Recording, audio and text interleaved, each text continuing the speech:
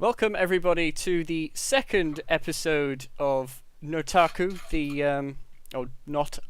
whatever, I can't be bothered. Podcast. Amazing. It's not like we just had a discussion about how to pronounce Yeah, exactly. it. We just had the bloody discussion on how to pronounce his bloody title and I've already forgotten it. Who cares? Anyway, moving on. The second. I love how we've tried this twice now. And both times I've screwed up the start of this podcast. The glory of Oh, it editing. doesn't matter. If you think this one's not staying in, then you've got another thing. No, it's staying in. It's fine. It's funny. Oh, perfect. Anyway, I'm your host, Alastair, and with me I have. Who's first? Okay, Graham. I am the treasurer of the society. Do I have to say my? Do you want me to say my anime now? Or we? Oh, No, you can just say move whatever. on. You can say whatever you move want, swiftly Graham, on. my boy. Okay. And who else is on this podcast, please? Silent ASMR guy. I'm Connor. I mean nothing to the society. Or to any of us. Wow. An accessory. Yeah, I've been invited along as a guest. And The returning. Oh, it's your boy, Virtual Dab Ben. Oh, Oh God. oh. This is starting well. Oh, it's not. It's starting off awful. I'm already thinking of turning to alcoholism. Right. Well, as you probably noticed, we have two new guests on this week, and just to give you a bit of an idea of the anime tastes of these guests, I would like to ask both Graham and Connor to list a few of their favourite shows. Okay. Shall I go first, Connor? Yeah, Give please do. you some prep time. Okay. In terms of like nostalgia, I'd say Naruto because it's just my favorite childhood show. Mostly shonen stuff is what I'm into, so Hunter x Hunter as well. And at the minute, My Hero Academia. Yeah. That's Okay. a little brief selection. He's a shonen boy. I am a Shonen boy. boy. Should give everybody nicknames during the course of these podcasts.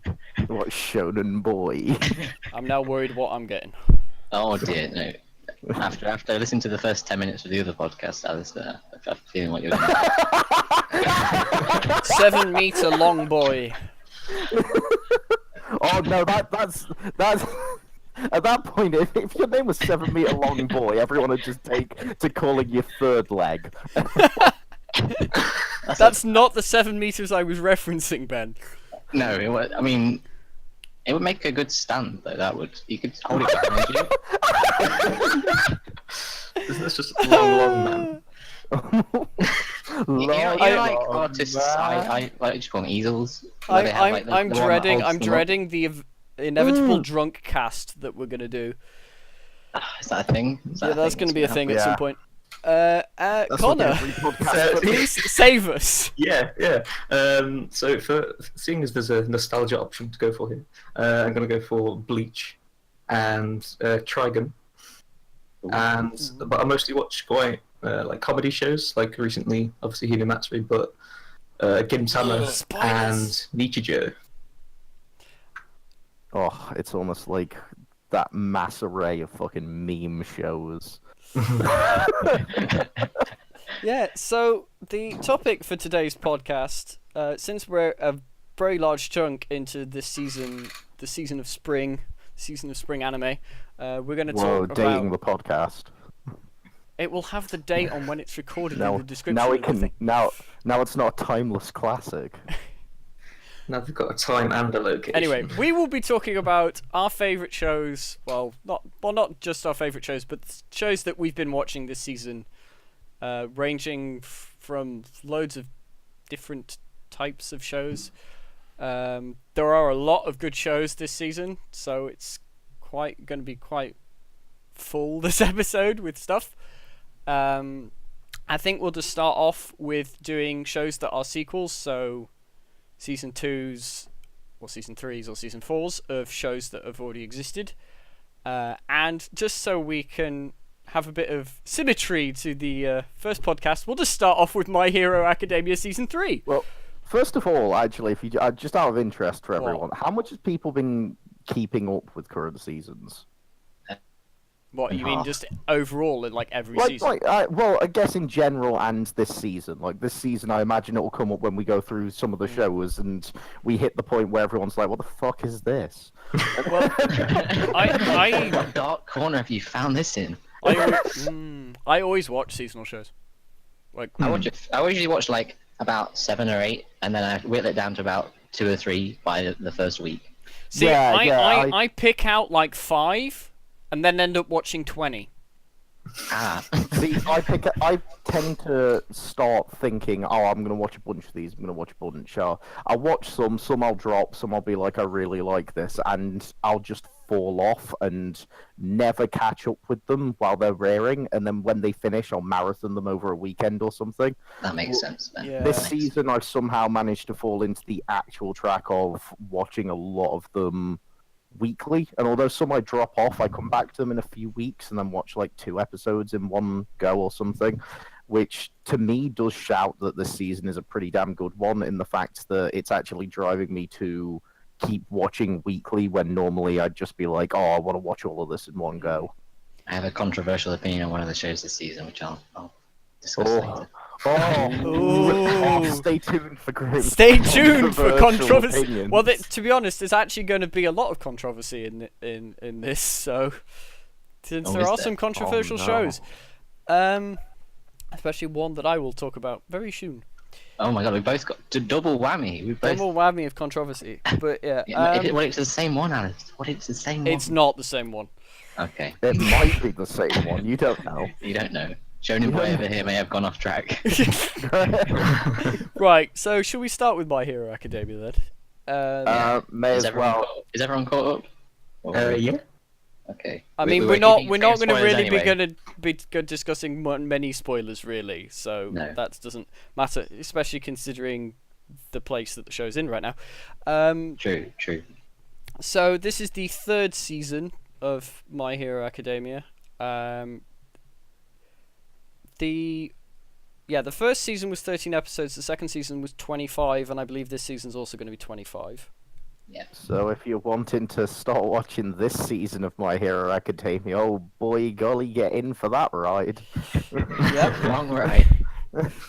That's half a year. You have to basically. You're investing half a year. It's. I think I do like what Bones are doing though, because it is a long-running shonen, but they're not doing it like One Piece or whatever. They're not just constantly airing it. They're like doing Boruto. it seasonally, so they're just doing a season every year. Boruto had the perfect opportunity to put itself together and do exactly this, and it didn't.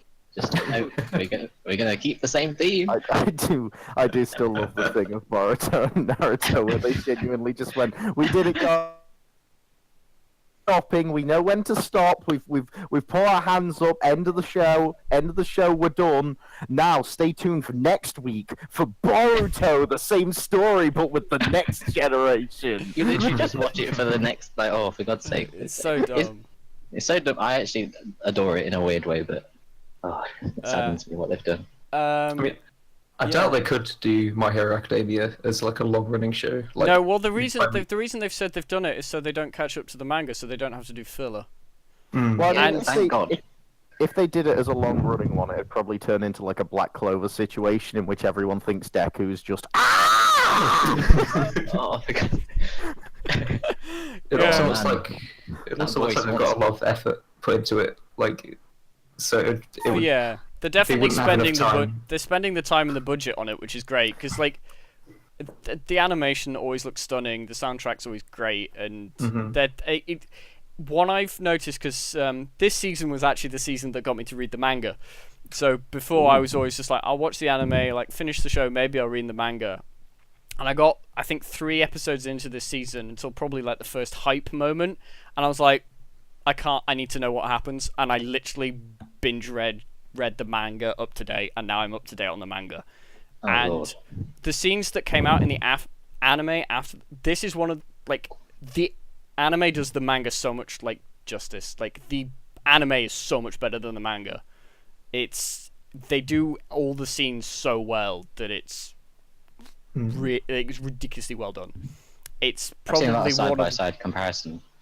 And Yeah. they're very like, they do a lot of justice by the looks of it. it's probably one of the best adaptations that stays very true and keeps the same speed up with the manga of like, because you find that with other shows, especially with a show that I'm going to talk about later, that what happens is the first season kind of stays the same pace with the manga, and then seasons later they start accelerating and skipping stuff and going faster through things and going through twice as many chapters as they were doing previously, which they're not doing with My Hero. Like My Hero, they're taking their time, doing everything properly. All the scenes from the manga are in there. There are a couple extra filler episodes that they have put in. They did one in season 2 and they did one in season 3. I didn't complain about either of them because season 2's filler was literally a Suyu episode, and that was just like, yes, everybody wants more Suyu. I think I know what you mean. Yeah. Yeah, and it fit in because it made sense with like seeing what everybody else is doing, and the first episode of this season is also filler because it acts as a recap, but it also was My Hero's swimsuit episode. But it wasn't just a swimsuit episode, it was My Hero's version of a swimsuit episode because it basically turned into Free. It's basically what that episode was. Well, I mean, we can actually probably draw up a comparison here and see whether they actually did, as to whether, do the My Hero cast have nipples?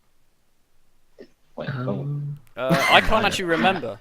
Because every single person in Free is just a nippleless Calvin Klein model. I don't think they did have nipples. Matt, well, it's just settled there. Japan cannot draw men's nipples. I have seen one show with men's nipples, but I can't remember which one it is. I'm sure that's one that you probably don't want the public knowing about. No, it wasn't one of those. I can't remember what it was. I have seen men's nipples in a show before, but I can't remember which one it was. Oh, I'm sure. I'm so glad that I managed to pipe up and divert the conversation into men's nipples. Alastair was thinking about that long nights when he was watching Magic Mike. That's what he's actually thinking about. Can confirm from a quick Google search, they do not have nipples. There we go. There we go. I think our resident IT guy. To summarize, really, My Hero Academia Season 3 is really good. If you like Season 1 and 2, you'll like Season 3. Ooh, Alastair, there's a bit of like a question. Yeah. How much material do you think they have, given that you've read the manga now? Oh, if just breaking down the arcs, I think. So this season covers what I would classify as 2 short arcs in the first half, and then a slightly longer arc will probably be the second half, because the arc after that is My Hero's first huge arc. Oh, okay. That would be a full 25 episode season. Would be that arc. So they have another full season, and then there's another. After this season, there would be another full 25 episode seasons worth of content, plus an extra short breather arc that has just finished in the manga as well. Okay, so like already a 13 as long as episode I've been looking on how fast the manga's been coming out. As long as they do a 25 episode season a year, they will always have a buffer. Like the manga will be a 25 episode season ahead, if that makes sense. Yeah. So there will always be an extra 25 episodes because of the way that the speed that they're taking it. So they're not rushing it. Are they doing a movie? Oh yeah, they are doing a movie. So a movie's coming out this summer. The movie takes place is anime original, and it takes place between. Oh, it's anime original. Okay. I think it takes place between season 2 and season 3. Okay. That's where it would fit into the timeline. Interesting. But yeah, no, there's plenty of material because they're not rushing it. Because they're sticking to probably like I can't remember what the ratio is, like 2-3 chapters an episode or something. Do you think the manga's quality is staying the same from what you've read? Yeah, no, the to be honest, my favourite bit from the manga that I've read, and my favourite bit from My Hero, is the bit we're currently in. Okay. But the next arc, I think, even though it's the first attempt that My Hero does at a big arc, it's a very good big arc. Like, they did it very well. There's these words. It's a good show. Good big arc. I like My Hero, okay, and it keeps with its like theme of like GBA. It keeps with the theme of injuries matter and all of this sort of stuff. The things that I said last week. If you want to know my opinion on My Hero, listen to last week's podcast. It's keeps that up. He's redirecting Oh shit, he's already sending people away from this week. So no. Oh, we're in a downward spiral now, boys. Well, to be fair, they should have listened to last week's podcast before. Well, not last week's. Last month's podcast before listening to this one. In last week's month's podcast is just a hidden message to come and see this month's podcast, so they get redirected more. Oh, they'll never leave. Yes, eternal loop. Yeah, I think we've basically covered My Hero there. It's on Crunchyroll for the sub, and Funimation are doing same-day dubs at the moment for it. That probably won't last much longer because they promised the first 6 episodes definitely, and then they said anything after that is a bonus. And they're still doing same-day dubs, so I feel like it'll be a situation which happened with the second season where they promised the same thing, and it went to the end of the tournament arc. So I'm assuming it'll get to the end of this arc simul-dubbing, and then the next arc will probably be a 2-week delay. So we're on episode 10 at the minute, aren't we? So yeah. So it'll probably get to like episode 12 will probably still be same day dubbed, and then it'll be a 2-week delay for the dub. Because it basically they would do it every single week, same day, but it requires the animation studio to send them the material 2 weeks in advance, which they can't keep up with that speed. Yeah. Anyway, so moving on to... I might as well move on to the show that I can talk about where they don't do the thing with the manga, which is keep the same pace, which is Food Wars Season 3 Part 2. Ooh. Or the actual title, Food Wars The Third Plate, The Totsuki Train Arc. Alastair, no, you're ruining my hopes. I had high hopes for this. What are you telling me? Think about a reenactment of Nobunaga's ambition, but with food. Yeah. So, I'm also up to date on the Food Wars manga, and the difference is with this is it seems to be season 1. They did really well. Season 1 was done really, really well. Season 2, they started rushing it, so I think they were going through twice as many chapters an episode as they were in Season 1, which Yeah, but they still got in a few JoJo references, so you know it's fine. Yeah, there are a lot of references to different shows in Food Wars. Which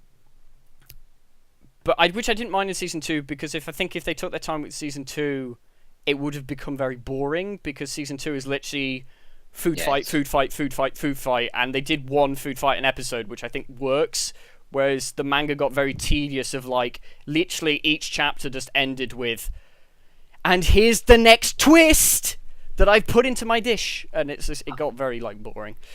I see. But that's why I don't mind. But they've been rushing Season 3 as well, and I feel there's a lot of character development that kind of, like, got lost. I remember, like, in Part 1, from what I've watched. I've not watched Part 2 yet. This is my Yeah, favorite. This is my favorite bit of Food Wars, because it's all about Erina's relationship to her father and, like, her character development. This is really where she becomes a character and becomes her, like, own thing. And to be honest, she's, like, probably she's becoming more and more best girl in that show just because of this season. Oh no, not the best girl conversation. Here we go. But yeah, no, it's still good. That spaghetti JoJo reference. I'm still enjoying it. I think this might be the last season for Food Wars. Everyone seems to be saying that online, from what I've because read. The thing is, what I didn't think they would, because the thing is, they've gone through this bit really quickly, and they've literally now started the thing that just finished in the manga. Oh dear. And there's no way they're stopping in it. Like this, I don't know how many episodes this season's going to have. It's going to be more than 12 because they can't fit the whole thing into. But it does say Part 2, so that doesn't feel like a full 24 episode thing to me. Well, no, because it doesn't actually say Part 2. It just says the Totsuki Train Arc is the thing. So I don't. Oh, okay. I don't know. It is just the second half of season 3. They will definitely finish what they're currently in.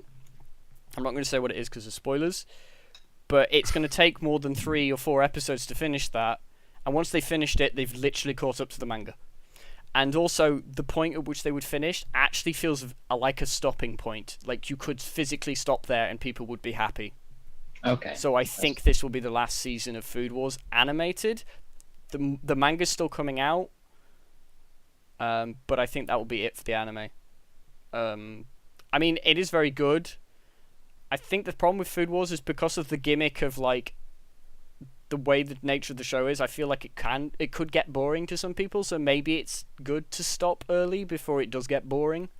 I know a lot of people. Some people were like sick of the rehashing of it. That I spoke to. But I mean, I still love it. But I like it. It's one of the problems that accompanies shows like and like food and sports shows. There's only so many times you can see someone make a nice dish, or there's only so many times you can see someone like on a motorbike or win a swimming race in free or whatever until you get bored, which is why you need those extra bits like the characterization and stuff to keep you. Yeah, if that starts to fall down, then. But then again, Dragon Ball. Whoever gets tired of an old, like 80-year-old woman voicing a 21-year-old man with brain damage, it takes an episode to charge constantly up. Powering up and yelling about how he's winning because of friendship.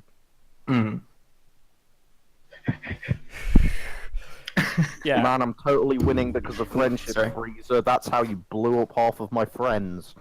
No, I do think Food Wars does have the added thing of like it. The thing that I like about Food Wars is it takes everything from a shonen battle anime and just applies it to food. Yes. Like it literally, instead of physically fighting, they are cooking food. And It made me cook so much in first year. Yeah, I do suggest that anybody who wishes to try Food Wars do not watch the episodes on an empty stomach.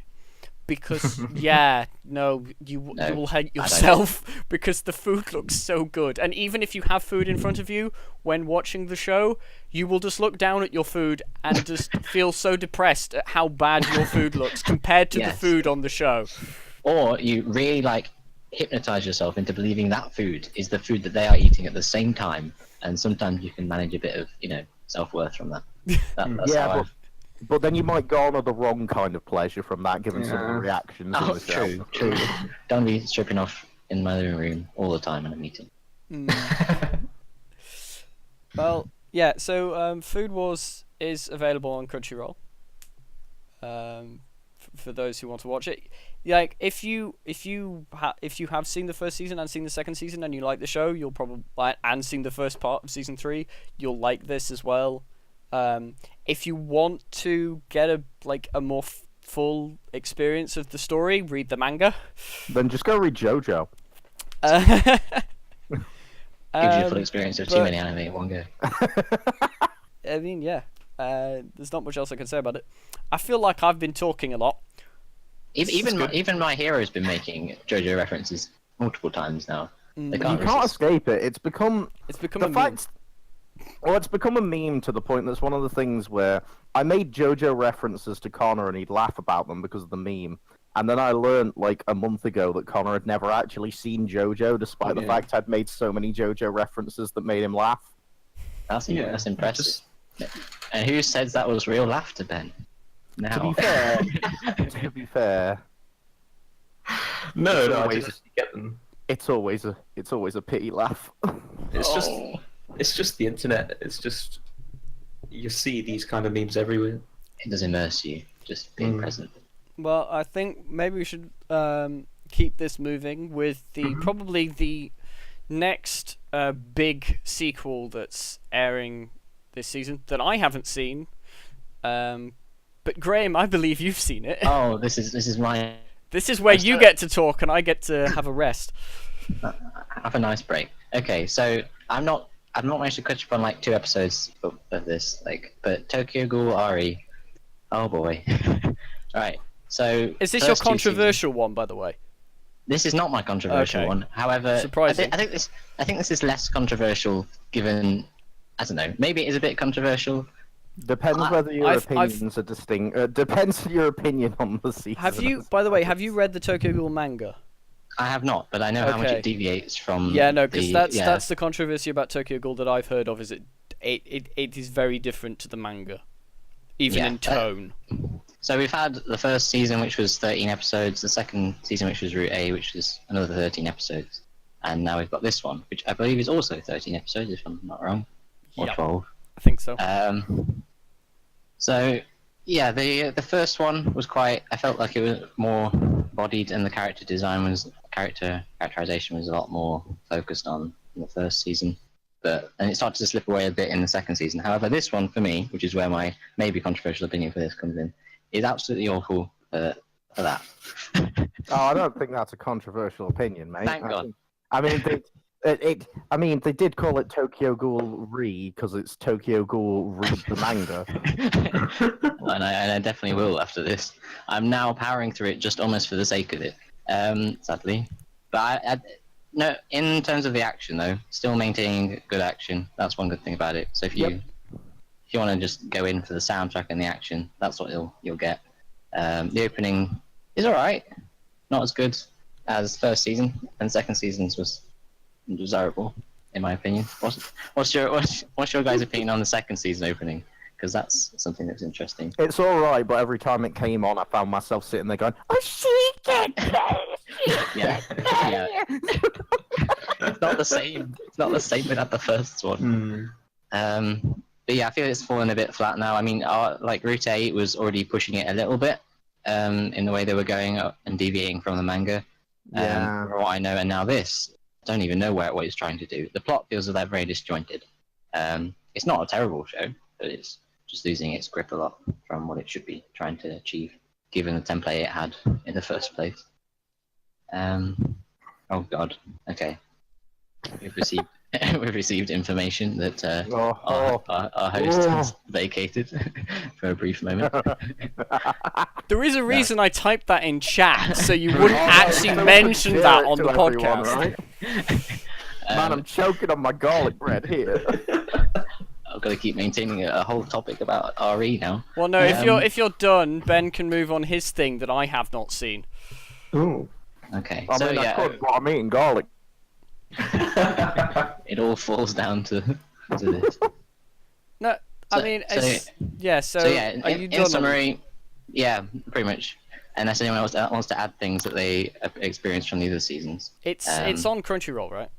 Yeah, it's on. You think it's on Crunchyroll? Yes, it should be on Crunchyroll. RE is. Not sure anyone. Why is I forgot his name. Yes. I don't know how I forgot. Kaneki.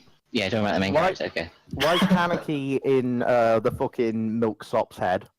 Milksop's head.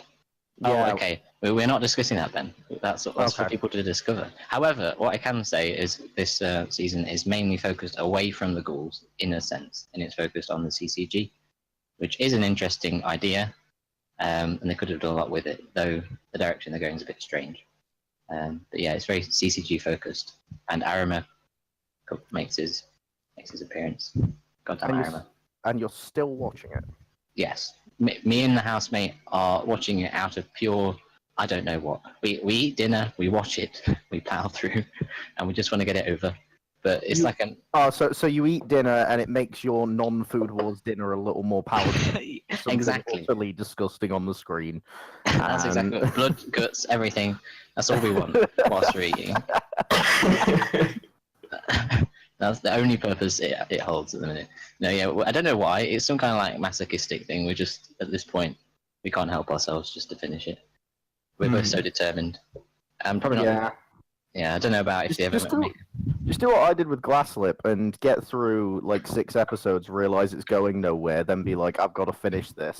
Slowly watch more episodes. Every episode angers and bores you more and more until the last episode comes out and you decide, you know what, just out of spite, that last episode will be the one episode I don't watch. Oh my god, that's beautiful. that's an art. That's beautiful. I've never felt so emotional. Can I offer you an egg in this trying time? We'll definitely try and do that now. Just leave the last. That's going to be really annoying though, because usually their last episode of a Tokyo Ghoul series is actually cool. Yeah, it is. I really love the final. Like series one, because I'd read the manga, was like a little bit of a Yeah. kit, but they're doing some stuff that I wish they'd do differently. But that final episode, I fucking adored the way they did that. So. Yeah, it's beautiful, and the music, everything. Oh, yeah, when the music kicks in after, like that's that. It's really well done. I really like that. The episode. after credits as well. There's some Yeah, it's really well done. Like looking back on it, like despite the crap it got, the first season was probably the best attempt that you'll get from the like drift away from the manga. Yeah, that's fair enough. Oh, I've got something to add to this. Me and my housemate also went to see the live action film. Oh God! Oh, Which please actually no. was not as bad as I was expecting. I went in there for a laugh, and it was quite horrific. Some of the scenes in that, like to train an actor to be able to like stick his hand down his own throat and throw up everywhere, seemingly. Oh Jesus! It didn't even like feel like it was fake. I actually questioned whether they did it for real. It was very. Oh jeez.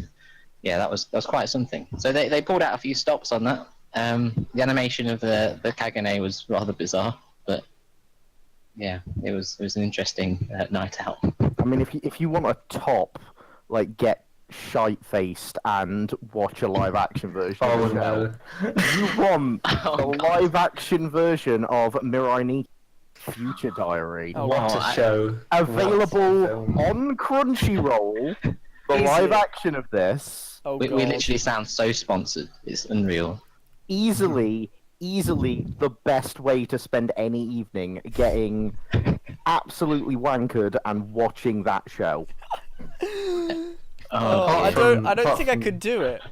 What would the like? Is there going to be a rule every time that she switches personalities? Oh, it's better because all the characters are totally different. Like Deus is some sort of weird ass cyber terror forcing everyone to go in the game. That show already was to like play the game and stuff, and to kill each other through that. And it's like, what the fuck? And some people are like, we gotta figure out who Deus is and stop them before they murder them. And then there's some like cell phone company CEO who's working on it and is like manipulating this detective guy who always wears a fucking trench coat but has his sleeves rolled up to like his biceps in every scene. Oh my god. So Moving back on topic. Mirai Nikki was quite the segue. Yeah. Dear. Live action segue, all in all. Anyway, let's go back to. Are we done with Tokyo Ghoul then? Yeah, I think we've exhausted that one. Okay. That's the soul of that. Oh, sorry. I do have one last just live action meme. Oh, to throw Go in. ahead, Ben. And that's also feel free to get drunk and watch the live action Kakaguri. Oh God, that just sounds only bad as watch- well. Only watch the episodes that has the bully character in, though. Oh, As yeah. The only thing worth watching is they replaced the giant, muscular, beefy bully character with this short, kind of portly nerd guy wearing tinted fucking like John Lennon glasses. And the Oh my first scene he's God. in, he genuinely rubs like 100 yen note on a guy's face. What? I didn't even know there was a live action for what? Why? As live actions go, it's actually pretty good. Oh God. After all Let's get back on the topic, please, of anime this season before we get down this live action rabbit hole. Okay. Okay. Stay tuned. I'm going to move on to a show that I was not expecting ever to come out, to be honest. This is a show that we have been waiting for 10 years for it to come out, which is Full Metal Panic Invisible Victory. Nobody ever thought we would get another season of Full Metal Panic, because the first 2/3 seasons, depending on whether you count Fumofo as a season. It's not. It kind of is. What is happening? I have In the no background. idea.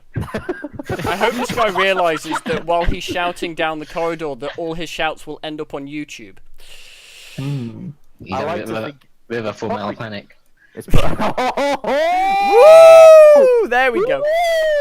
There we go. That's it. Podcast over. We're not beating that tonight, boys. Good job. Good job. Shake hands. Good night, audience. Thanks for tuning in. Right. Graham has been your meme master, and No, we are not done. We have many more shows to get through. But so I'm a bit behind on this season Could not resist. for that because I'm watching the dub, so I'm a few episodes behind because I'm so used to the dub that I can't watch the sub anymore. Couldn't stand that feeling. So if it continues the story of Konami and Sosuke, which I'm completely happy with. I mean, there's not much to say apart from I love this show to bits, and the fact that there's another season is great. So just to say what there's the first season came out, I can't remember when, but ages ago, with Full Metal Panic. I think 15. 15 years ago, I think. 15 years ago, with 25 episodes. Or maybe 12. It's one of those two. It's a number. And then there's also the second season, or second or third season, which is the second raid, which is, I think, is it 12 episodes or 13 episodes? It's something along those lines. And then there's the kind of like slice of life show, which is Fumofu, that came out as well. So basically the show is a mixture of two different things, which is half of it is high school life, and the other half is mech fighting, essentially. And it's a nice mixture of the two, and you get a wonderful cast of characters. The first season is a mixture of both. The second raid is a lot more just the mech fighting and the fighting and shooting and all that stuff, and Fumofu is purely the high school stuff. I would say Invisible Victory lies on the lines of the second raid, of the sense of it is literally basically all just the fighting and the action stuff of the show. I know that the plan is to go through this a lot faster as well, so this season covers 3 light novels rather than the normal 2 for 12 episodes. And you can tell they're going through it a lot quicker. The first 4 episodes cover the next light novel.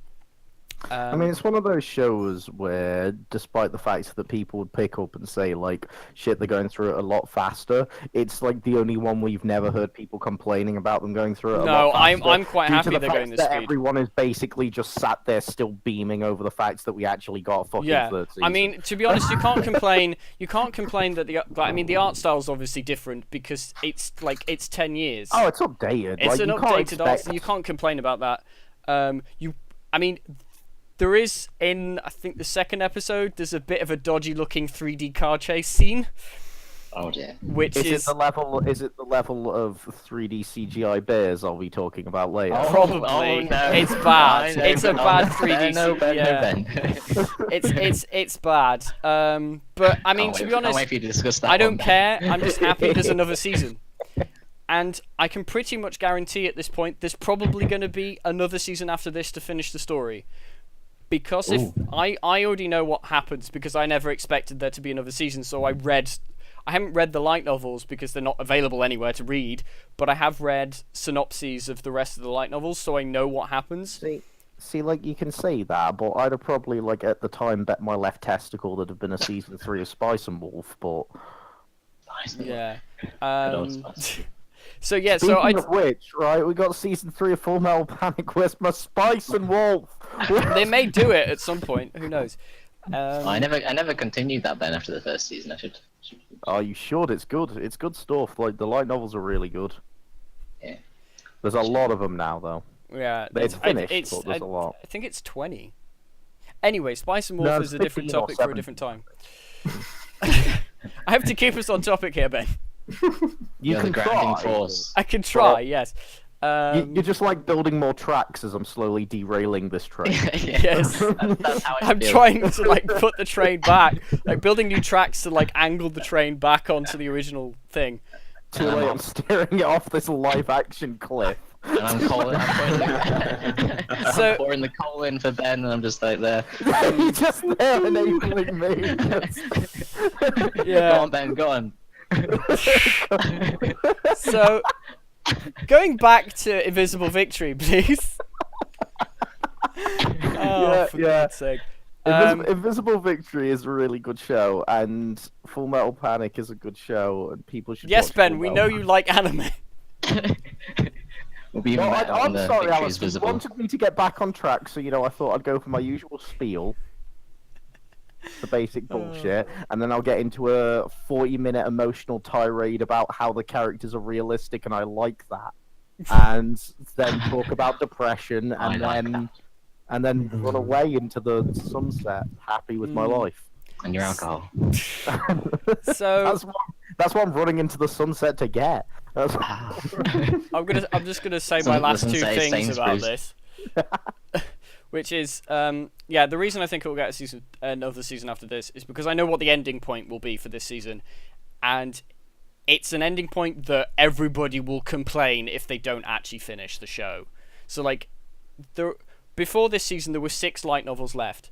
If they're doing 3 a season, it would only need another season to finish, and I think they would be stupid not to do it because the end of this season will be a huge cliffhanger to the point of people will be like, screw you, give us the last season now. Like, they would have to make one more season, and that'd be it. So I'm. Did the light novels like restart, or was it just they were already No. there?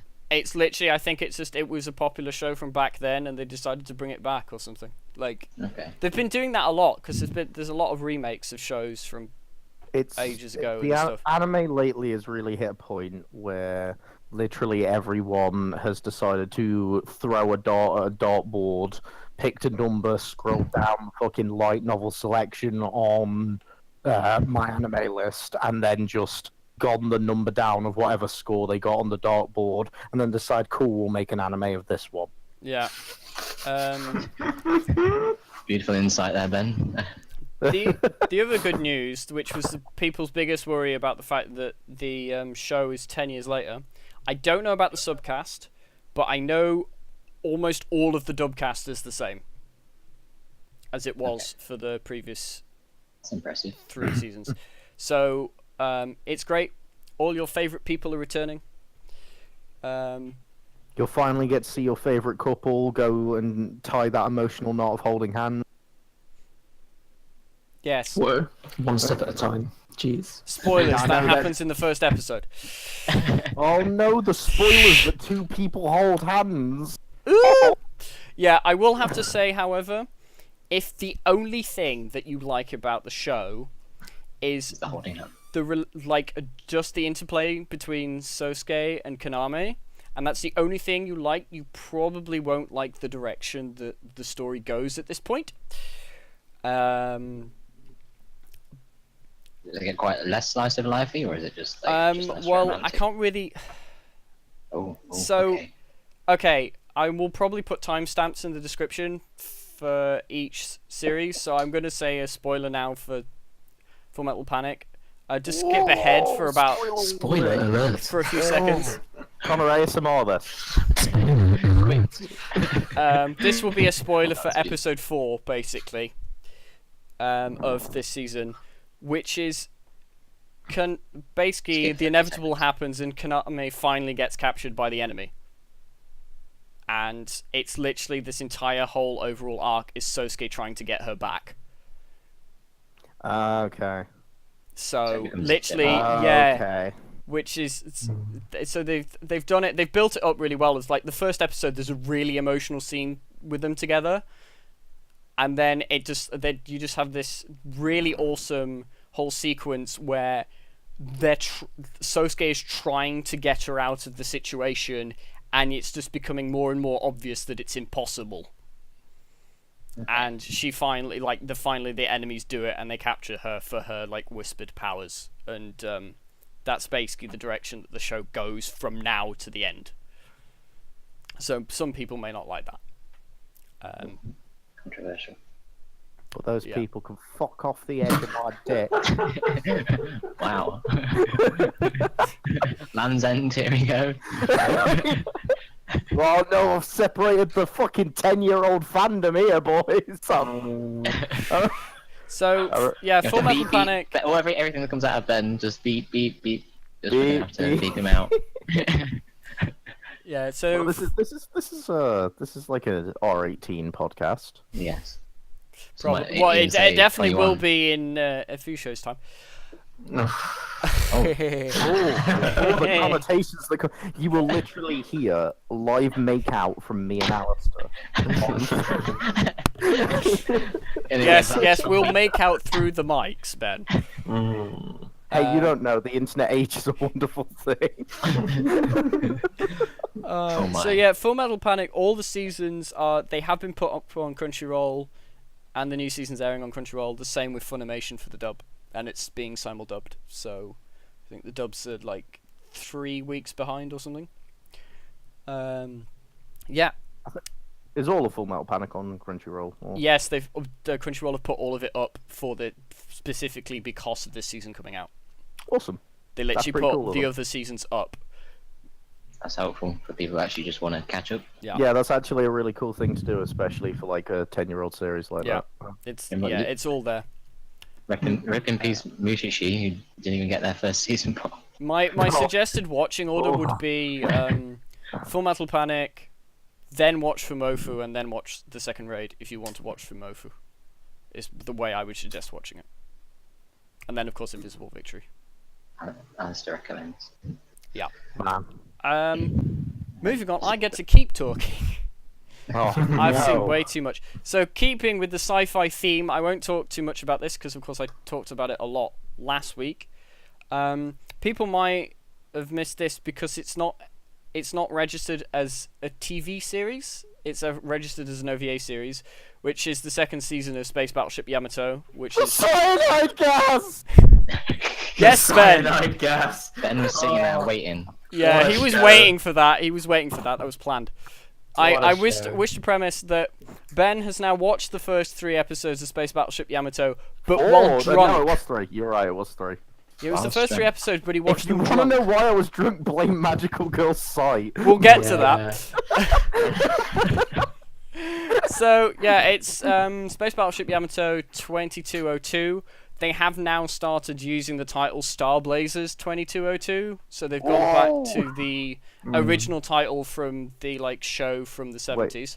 Did you say Star Blazers 2202? More like Star Blazers 42202. Start blaze it. I don't get it. Sorry, I got you, Ben. Don't worry. I mean, I won't Thanks, say much Graham. about this, apart from the fact I'm still liking the show. It's great.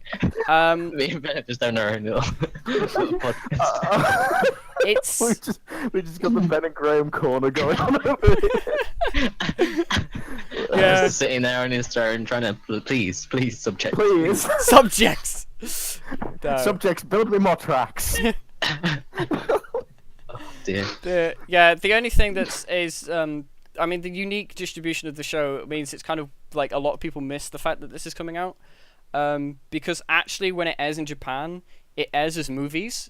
So they bundle 3 episodes together and release it in the they make 3 episodes, release it in the cinema, and then release it as an OVA series online, and then Funimation gets it and does the dub, and gives it to Crunchyroll to stream the sub.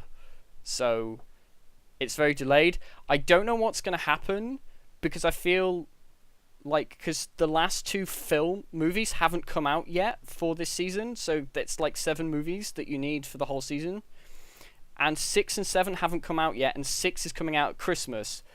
Now, if my maths is right, that's not going to work with the episode releases, so at some point you're going to hit a point before the end of the season where they're going to run, oh, we don't have any more episodes left, we're missing the last 6. So it's just going to stop until the last six kind of roll out, so I don't know. Or you drastically underestimate the power of filler. They won't be doing filler, I don't think. The problem was I think the lead animator died or something. So Oh, that's quite a problem. just a yeah, tad. so everything was delayed. I mean, they have the story because they are essentially remaking. They're taking the ideas from the old stuff. For the ignorant among us, being me, what is it about? So Space Battleship Yamato is I explained this last week in the podcast, but just a quick summary.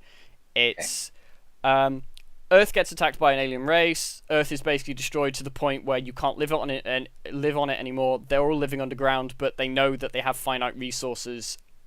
That they're about going to last a year, so they send a ship out to go and meet this other alien race who have promised to help them restore Earth to its former glory. And the first season is all about that journey, and the second season is basically the Yamato crew get a vision from somebody saying that they need help, and Yamato and the crew have decided to go against Earth's wishes and basically go, we were helped by somebody before when we were in trouble, we should return the favour. And they go out on their own to go and try and help these people because they received this vision and message that they need to go out and help people. It's almost like they search for help, then they sort of trying to reciprocate. Yeah, they try to reciprocate. It's a lot more detailed than that. Like the politics comes back into it in the second season of a bunch of things that I can't really talk about apart from without spoiling the first season. But I'm just going to say I'm still enjoying it. I have not seen the original show.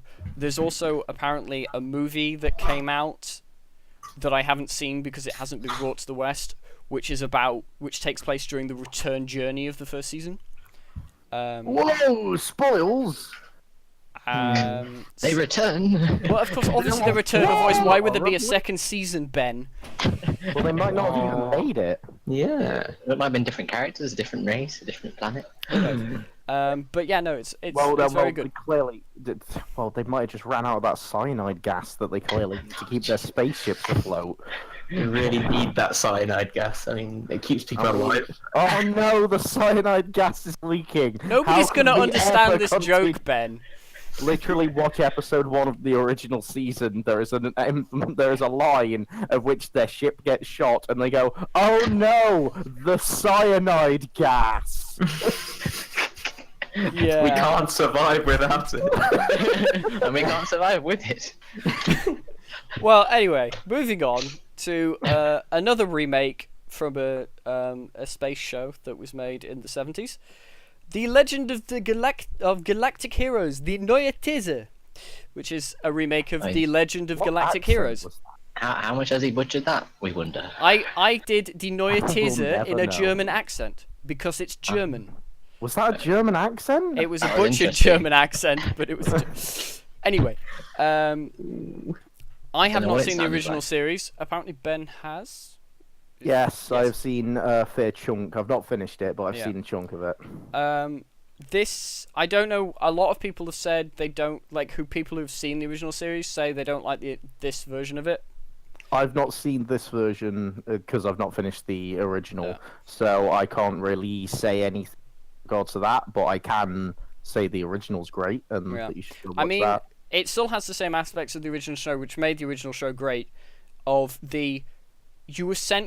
it focuses on a massive space war between essentially what is an empire and what is a free, like, democratic republic thing. Yeah, there's an empire that rules over the entirety of space and pretty much just goes, hey, we rule over your space, and the people just go, no, we want to rule over ourselves, like, this is our planet, this is our area, why can we do that? And then it's like, nah, boys.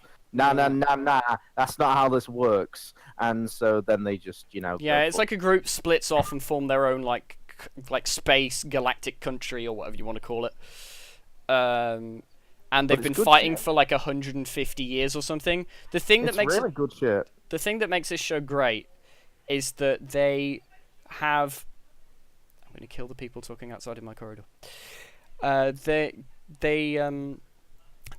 You basically don't know which side to look at because they show both sides equally. Both sides have a main protagonist, and it balances both sides great. And both sides have positives and negatives. Like, there is darkness in both sides. Yeah, no, originally you would think, oh no, the Empire's the bad guys because it's an empire, but there's actually a lot of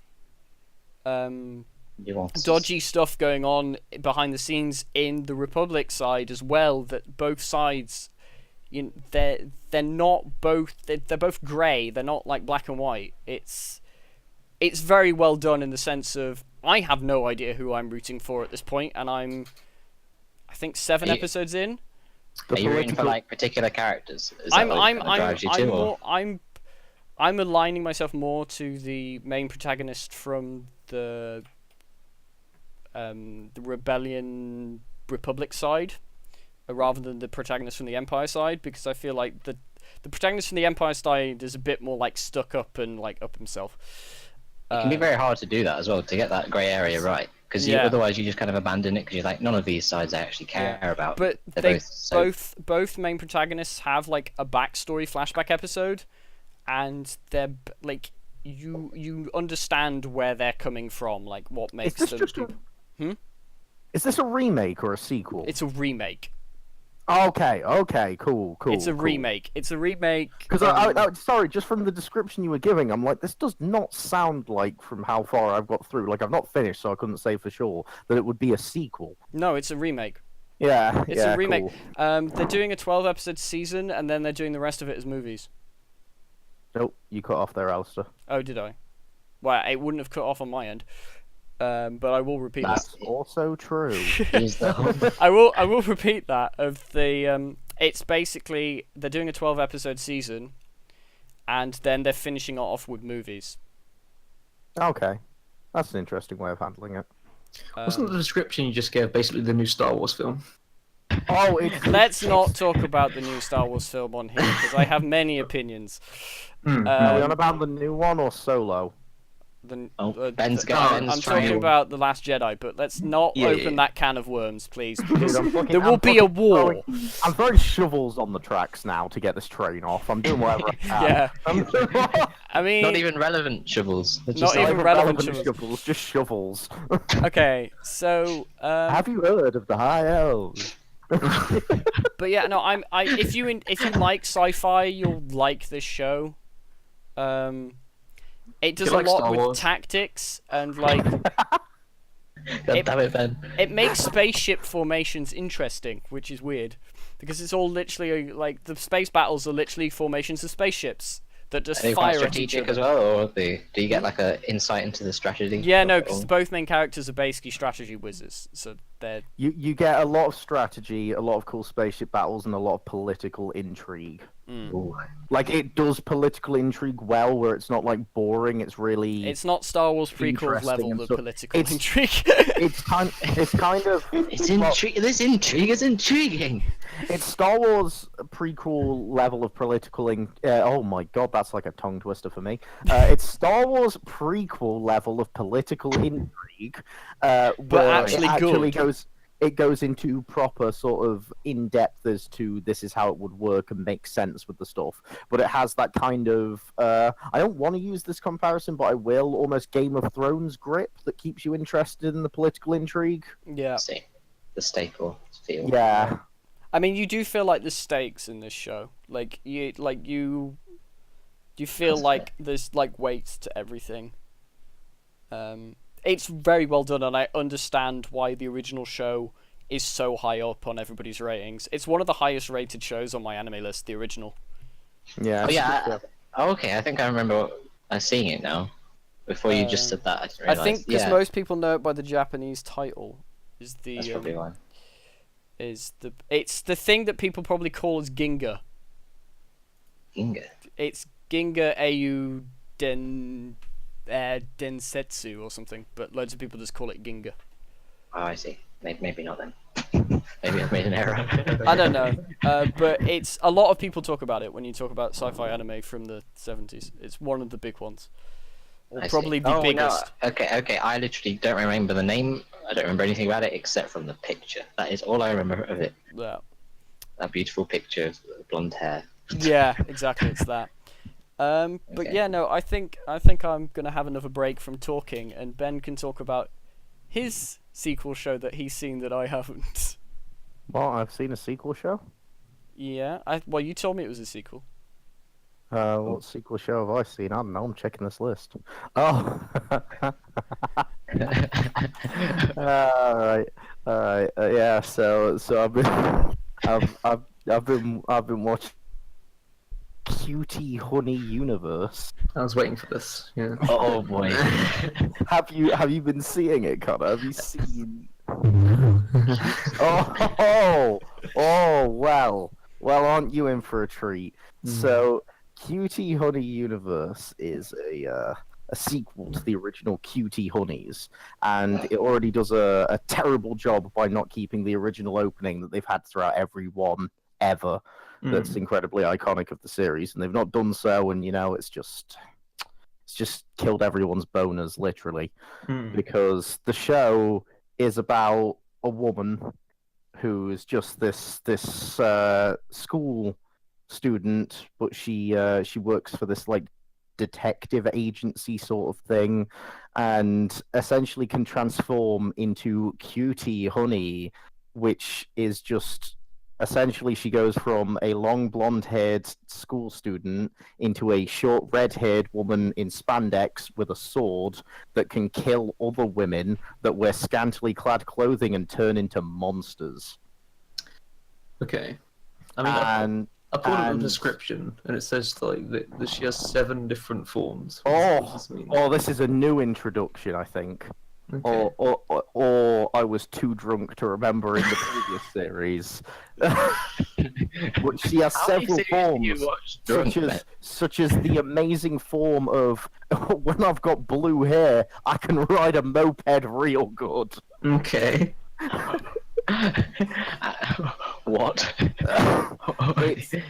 It's the most overtly bullshit show that somehow manages to be entertaining. It's entertaining in the same sort of way Berserk 2017 was entertaining.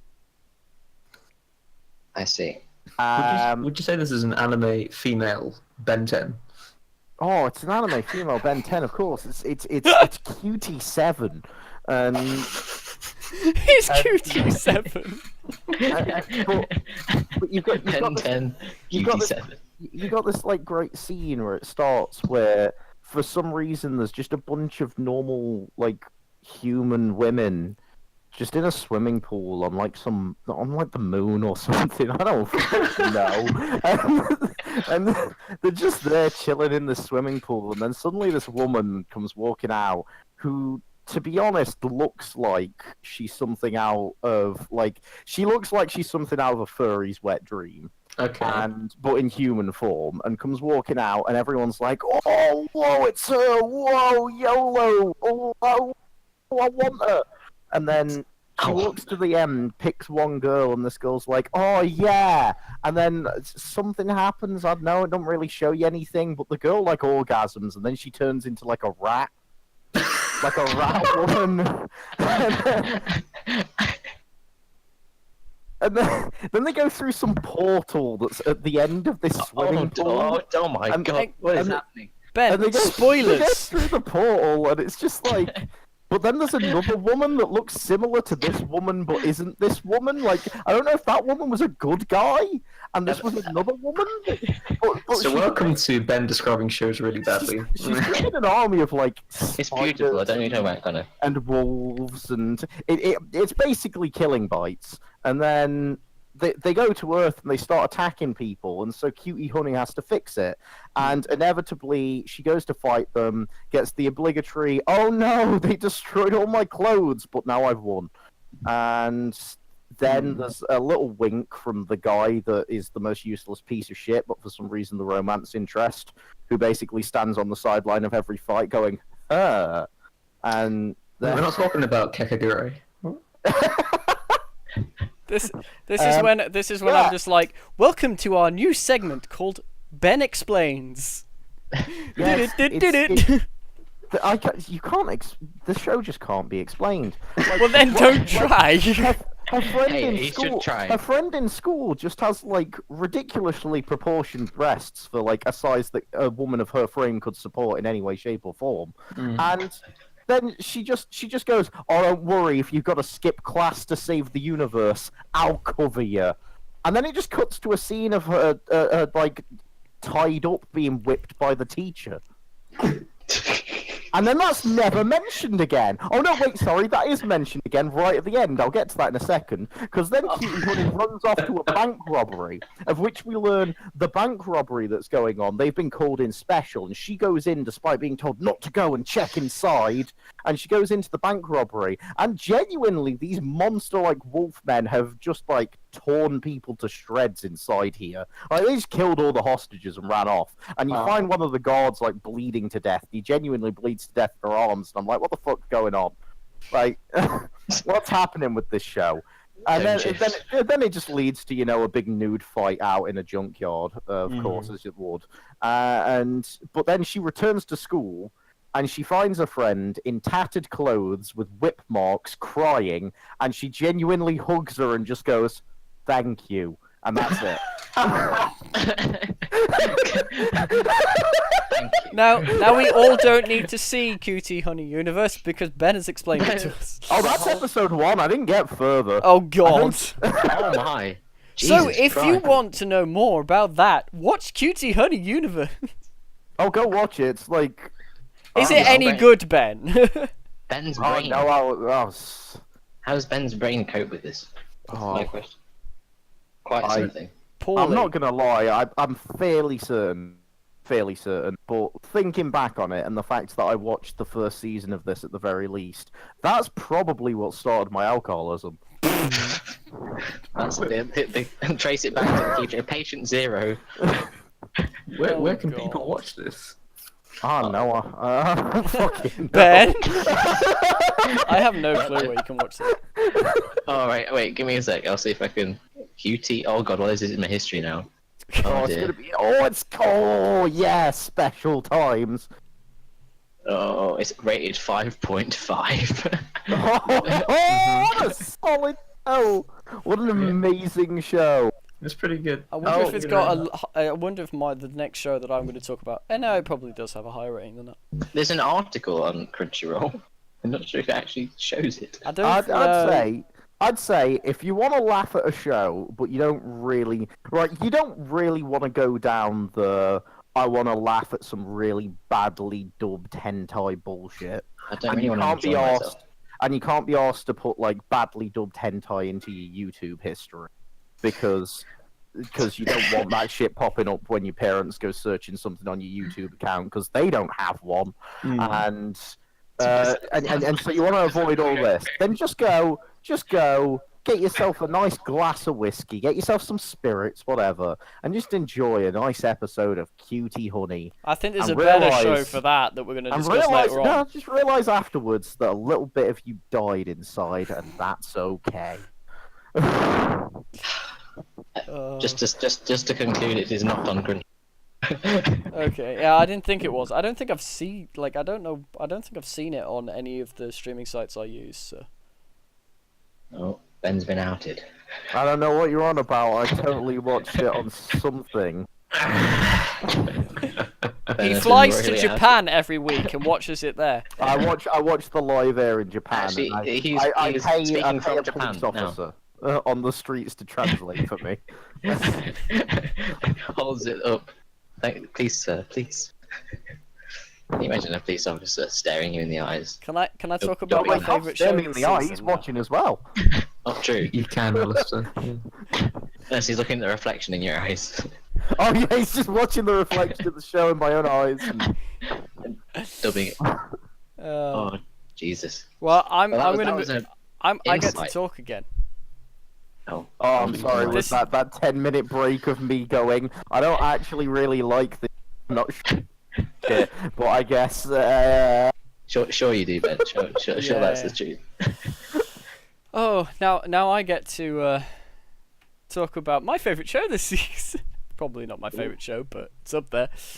This is why I'm going to have to dodge every single meme possible, or every single attempts that Ben is going to try and derail this. Yeah, it's not possible, I'm afraid.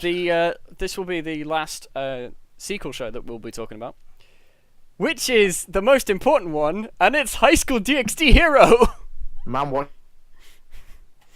I love how that magically cut off just as you tried to say that. That was brilliant. It's ended. I didn't do that. It's just your mic cut out just as soon as you said started saying stuff. Oh no, we'll never So, believe you. It was received on my end, so I'm happy. It wasn't received on this end, so it's not on the podcast. Ben is always received on my end. You'd be pleased to know it's rated 7.5. Is it Oh, now? what? How is that a solid 2 points greater than Masterpiece that is Cutie Honey? And I bet you the only reason it's that low is because those Oh, naive dear. anime onlys that don't understand anything. It's It's time! time! For the session that I like to call Alistair's Wrong Rant Corn. Yes! Right. This is a message to all anime onlys for this show. This I'm new just gonna- season is great, and if you don't understand why, read the light novels. Man, there's probably some people that think Cutie Honey Universe is great, mate, and Same people who are still laughing about Black Clover's Asta's voice, and they're just The sitting in same a corner. people who like Big Order. man, Oh. what a big order. What a big good arc. So, it's been a bit of beautiful, bodacious controversy. order.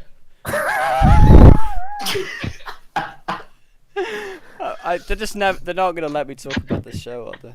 No, Alistair, it's fine. Yeah, free roam, free roam. So yeah, there's a bit of controversy around this show that people may know about, which is people complaining about the art style, and also amongst other things. So first, I'm going to address the art style thing. The reason there's a new art style is because it's being made by a different studio. The reason it's being made by a different studio is because the original studio, TNK, messed up the third season by completely, not completely ignoring, but basically skipping and rearranging and doing weird things with the light novels that basically all the fans hated, including the person who actually writes the show, and basically said, well, since you've done this and you've made a complete dog's breakfast of my story that I've created, you don't have this show anymore, and pulled it from them and went to find a new studio to make the rest, to make more of the show, which he did, which is now Passione, or I don't know how to pronounce it, which is a relatively new studio. What they decided to do is they decided to change the art style, and the art style is a lot simpler to what it once was. Probably for the reasons of now the story that we're getting into is got a lot more action into it, so they need a lot more animation capability. So having a simpler art style means animation's easier, so they can make better animation for the fight scenes, which is actually you can tell a difference. The animation for the fight scenes is a lot better. There's also a bit of tweaks here and there with the way things are done. Like, for example, clothes don't rip anymore when they fight, because that wasn't originally in the light novels, and TNK added that. Oh wow. So that's not in it anymore. TNK had a field game with that concept. So the other thing that people have been complaining about, which is episode 0, which essentially redid episode 9 from the third season to remove episodes 10, 11, and 12 from the third season because they were anime original and completely messed up the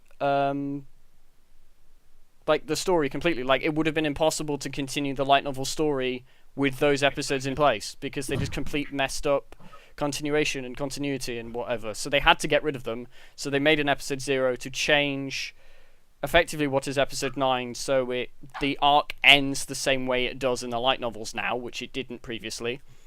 And it removes episodes 10, 11, and 12 from the third season. So At least basically, they bit that bullet. so they just basically said they have to do this, and I think it's a temporary fix, like it's a quick fix, because it doesn't fix all the problems, because this season, more than the other 3 seasons, and definitely more than the third season, follows the light novels. So they just went, we're going to just go back to the light novels and hope that everybody fills in the blanks a bit, because they do reference things from the previous light novels that were missed, that didn't happen in the anime but did happen in the light novels. And I think they've done that in the case that they want to go back and remake or put OVAs in or something to fill in the blanks that happen. So if people are anime onlys and they don't quite understand what's going on, and they think there's like a massive leap happened somewhere. And I mean, there's plenty of people who are light novel readers who have put posts up online explaining all the differences between Born and light novels 5, 6, and 7. I suggest going either read the light novels or just find a blog post that somebody's put up which explains all the differences, and that should like solve any confusion that people would have for the show. I'm enjoying this season a lot. It's one of my favorite parts of the whole show, considering I've been reading the light novels and I'm quite far ahead. It's a lot of fun. I love it. That's fully exhausted his love. I mean, I could go on forever, but I'm not going to do that to save people from... I have one question. I am an anime only, and I watched... Oh, okay, Ben's going for the question. No, Graham, you go first. I watched the first season, and I watched all the way up until the point with just the episode with the bullet, and I just switched it off halfway through that episode, and I never went back. What episode with the bullet? The bullet going between... That is High School of the Dead. That's a completely different show. Dude, High School of the Dead's never getting another season. Like... I'm glad. Oh, Jesus. I lost my thread there. That failed. Matrix bullets. Are you telling me that you don't think those physics are real? Because clearly the creators, dead or alive, disagree with you. Okay. Now, Ben, as a person who's seen the first 3 seasons, do you have anything to say? Yeah, I have one question. Yes. Did you just say the fucking dog's breakfast? I was also... Yeah, that's a saying. They made a dog's breakfast out of it. That's a saying. Yeah, but I mean, you could just say they made a shit show out of it. Or... Well, what? I've never heard that saying before. I've also never heard that saying. It is a saying. Well, I really appreciate the only I think I have heard it, but like I've heard it say like, "Oh, that's the dog's breakfast," which I've always assumed. No, it's is a good negative thing. thing. It's a negative thing. Man, why would you give your dog a bad breakfast? That's a fucking shit owner right there. Yeah. I don't know. Okay, they made a shit show out of it. Is that better?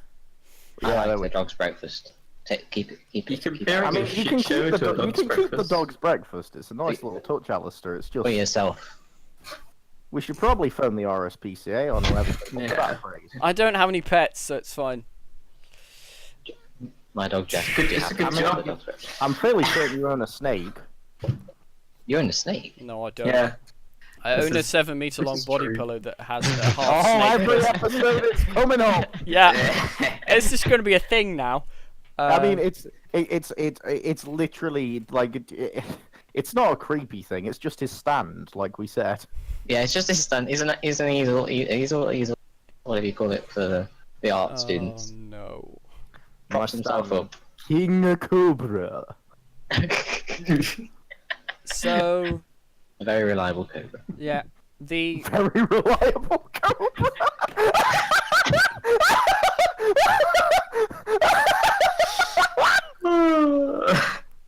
oh man. Jesus, are you okay? I'm So- sorry, that tickled me inside. Just like the thought of like, you know, suddenly we got stand names like less than punctual wolf. Punctual. Oh Jesus. Poor Alastair. He's got such a handful. Yeah, Lack of pronunciation, Jerry. yeah. Oh, I know. Oh, by the way, So- Alastair. Mm-hmm.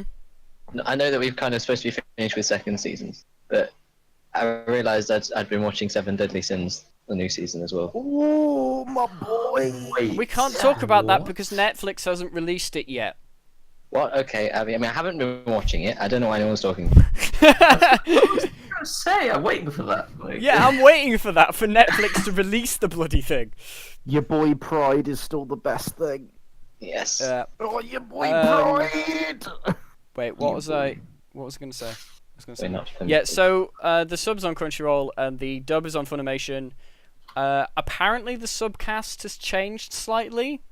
I'm not entirely sure on that one because I didn't watch the subcast for the original. Alistair likes dubs. What if I've watched the show originally in dub form, then I continue watching it in dub I form. was just saying it for the audience, Alistair. Letting them know. Anyway, Just letting them know. the dubcast is pretty much identical to the dubcast in Born, so the third season. A lot of people complained that between season 2 and 3, two big voice actors changed. One was the main character's voice actor, and 2 was the voice actor for Akino, who many believe to be Best Girl. I tend to agree with them. Akino's one is the most jarring voice change. Issei's isn't that much, and I forgive them for Issei's voice actor changing, because if you actually the reason why he changed makes me like completely understand why they changed him, was he got done for paedophilia. So they were like, we're not doing anything with this guy anymore. Bye. Are you sure he just didn't get like a £2,000 fine like the writer of Rurouni Kenshin? I don't know what he got, but Funimation just as soon as he got done for it, they severed all ties with him because they didn't want anything to do with somebody involved in paedophilia. So, and I completely agree with that. And I'm completely happy with the actor change. Akino's voice actor literally just changed because I think the voice actor quit voice acting. So, alright. There's nothing you can do about it. Yes, it's a shame. I really liked Akino's original voice actor, and it's very different now. She still works, but if you're used like the first, like it's a very jarring difference. Is the point? Have you got used to it, or? I've got used to it now, and I've also gotten used to the new art style now. The way I worked it out is because I'm watching the sub up to date, and then I'm watching the dub as it comes out. So I'm literally watching every single episode twice. And by the time the first episode came out on dub, and when I watched the first episode dubbed, I was like, I'm okay with this now, because I got used to the art style, and I got the original voice actors that I'm used to back in, and I'm like, I'm fine now. This is good. That was dedication then. Jeez. Yeah, I could go into a bit of where the story goes. The first arc is the Kyoto arc, so the second years all go off to Kyoto, and leave the third and the first years behind. But they have added a couple of scenes in which weren't originally in the light novel. I feel we should probably speed things up a little. Yeah, we will. Given we're less than halfway through the list, and God knows how long. The next half of the list will actually go quite a lot quicker than this half. Speed run, speed to bust. But yeah, no, it's a very good season. I like it. I'm glad it's still here, and I hope they announce another season after this. Which I've heard rumors that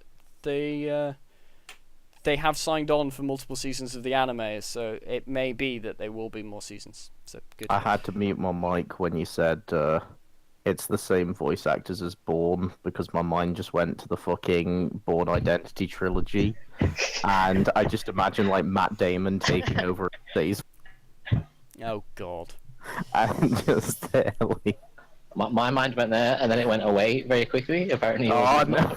Mine lingered. Mine lingered on the thought of Matt Damon brought into a studio, put in a voice booth. He's like, "So what am I recording for?" And he's like, "Wait, what do you mean? I use my clothes tearing ability? What is this? Not the next Bourne film?" And it's like, "No, where am I? We're removing the end of the last Bourne." And it's like, "Yeah, I didn't like the last movie I filmed either, but let's like." Oh God. Right, so let's move on to new things that are actually no. There's one more thing that isn't new-ish, but it's a spin-off, not a sequel. So I mentioned last podcast that I'm a massive fan of P90s. So we have our favourite character from this season, P-chan, who is a P90. Who's a P90 in pink P90 to be precise, in Sword Art Online Alternative Gun Gale Online, which is basically a Sword Art Online spin-off that the story was, I think, was a fan fiction that was written by somebody, and they decided it was so good that they made an anime out of it. And I say it's better than the actual Sword Art Online, because for one, Kirito isn't in it. Hooray! So it's a show that takes place in the Sword Art Online universe, in the game Gun Gale Online. So essentially the game that's in the first arc of the second season. What? Oh, yeah, okay, sorry. Yeah. You put two numbers in one sentence, mate. You confused me. Anyway, so it follows a character who, in real life, she's very tall and she doesn't like being tall. So she tries virtual reality to basically essentially get a character where she's cute and small. And eventually she tries many games and continuously gets characters that she doesn't like, and then when she logs into Gun Gale, she gets a cute character and then sticks to that game essentially, and becomes a speed demon with a P90. And it's a very fun show. There's not that like much plot that I can explain without real spoilers. So it has absolutely no relation to the. It literally just takes place in the universe, in the same universe. It takes place after the Phantom Bullet arc. So after Kirito has been into Gun Gale, because they do reference that Bullet of Bullets battle, like because they reference Xenon at one point with her Hecate too. So it takes place in the same universe, but none of the characters from Sword Art Online are in it. Okay. Apart from the host of like MMO stream and possibly some background characters in Gun Gale. Like there isn't much crossover into it. I remember so little of the background characters anyway from Gun Gale. Yeah. I'm enjoying it a lot. I'm not going to say it's the best thing ever. It's a fun thing to watch, especially if you're already invested in the Sword Art Online universe and you've seen the rest of it. Why not watch this, considering it's better than the rest of it? You struggled through it, which is not difficult. But yeah, no, it's fun, and I like P90s. So it's on Crunchyroll. Yeah, I think that covers all of the stuff that isn't new, and now the stuff that is new, we will start with stuff. Do we want to start with a big one, or do we want to start with quick ones that we can just gun through? I'd say some quick ones at this point. Okay, Yeah, so should we start demons. with do you want to start with Slice of Life or action?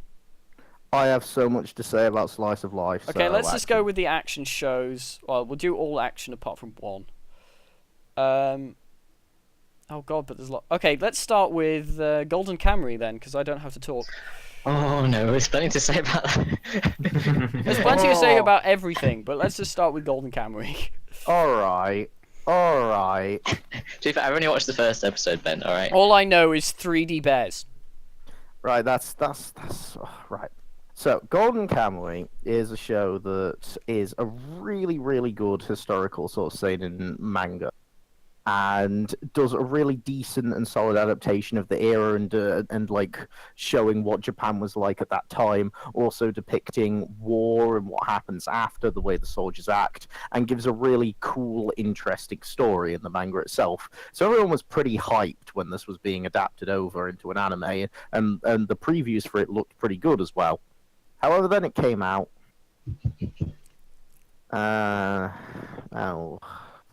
It follows a guy who's an ex war vet, basically. Well, not an ex war vet. He is a war vet, but He's on vacation. soldier who basically was renowned throughout the war, was unkillable as such, and would run along and be the only one to survive in platoons and carry out like mass slaughters on the enemy because of his sheer will to keep going and survive. It follows him after the war when he is essentially just back in Japan after trying to get his bearings, and he suddenly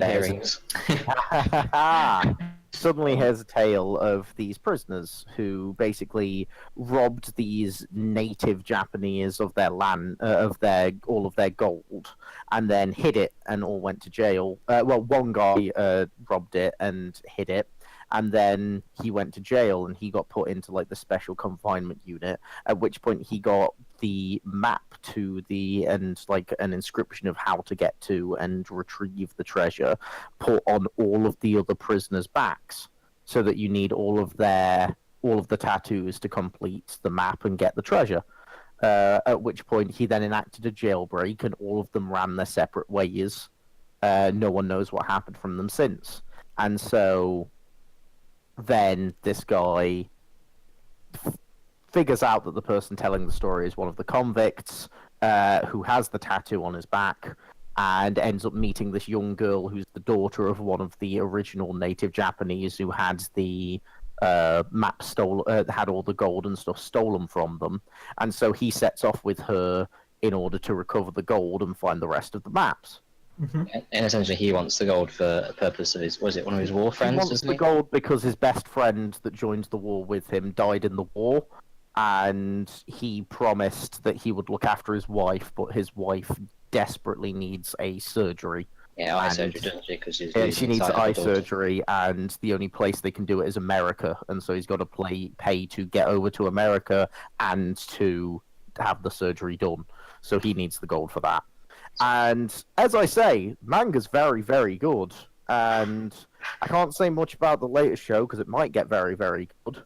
However, the animation was jarring and janky, with not following smoothly in any way, shape, or form. The characters were stilted and didn't really look like they were moving in half of the scenes. It looked like everyone was a background character if they weren't the one speaking. And everyone's favourite moment, in which they get attacked by a bear, and they decided to make the bear CGI Unreal Base fucking bear texture that you could probably pull off of any website by googling 3D bear texture. Can I just say, I just thought I'd give it a quick look to see how this animated bear looks. Oh dear, oh dear. It's completely different from the actual art style. Yep. And it's just he just punches the bear. Hello? He just punches the bear. He just genuinely punches the bear. There's also a wolf that shows up that's a slightly better CG animated wolf. However, it's still a CG animated wolf, and it only looks better because it's white, and so it hurts a little to look at. So you look away without needing to see too much of the bad animation.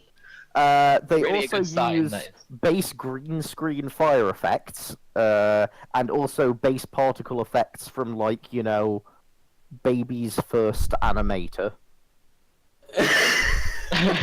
And despite still having the premise of the showdown and stuff, and probably the chance to make it run good, it does look like they're taking every opportunity to cut every corner they possibly can to make this show look like a piece of shit. So just I got really invested in that first episode, and then when the bear hit, oh my! Just takes you right out of it. I was pretty happy. Like, the animation was a bit janky leading up to it. Like, I moaned about it. I did say the animation's like jarring in every character. That was more like I was playing it up a bit for the jokes because I'm so disappointed because I was really looking forward to this show. But it's all right animation for the main show. But I can't fucking... To avoid the pun, does the whole thing get a bit more bearable as you go on? Oh god. Or... Okay, we're done. That's it. It's over. It's over! Let's just move on now, because after that, it's on Crunchyroll, isn't it?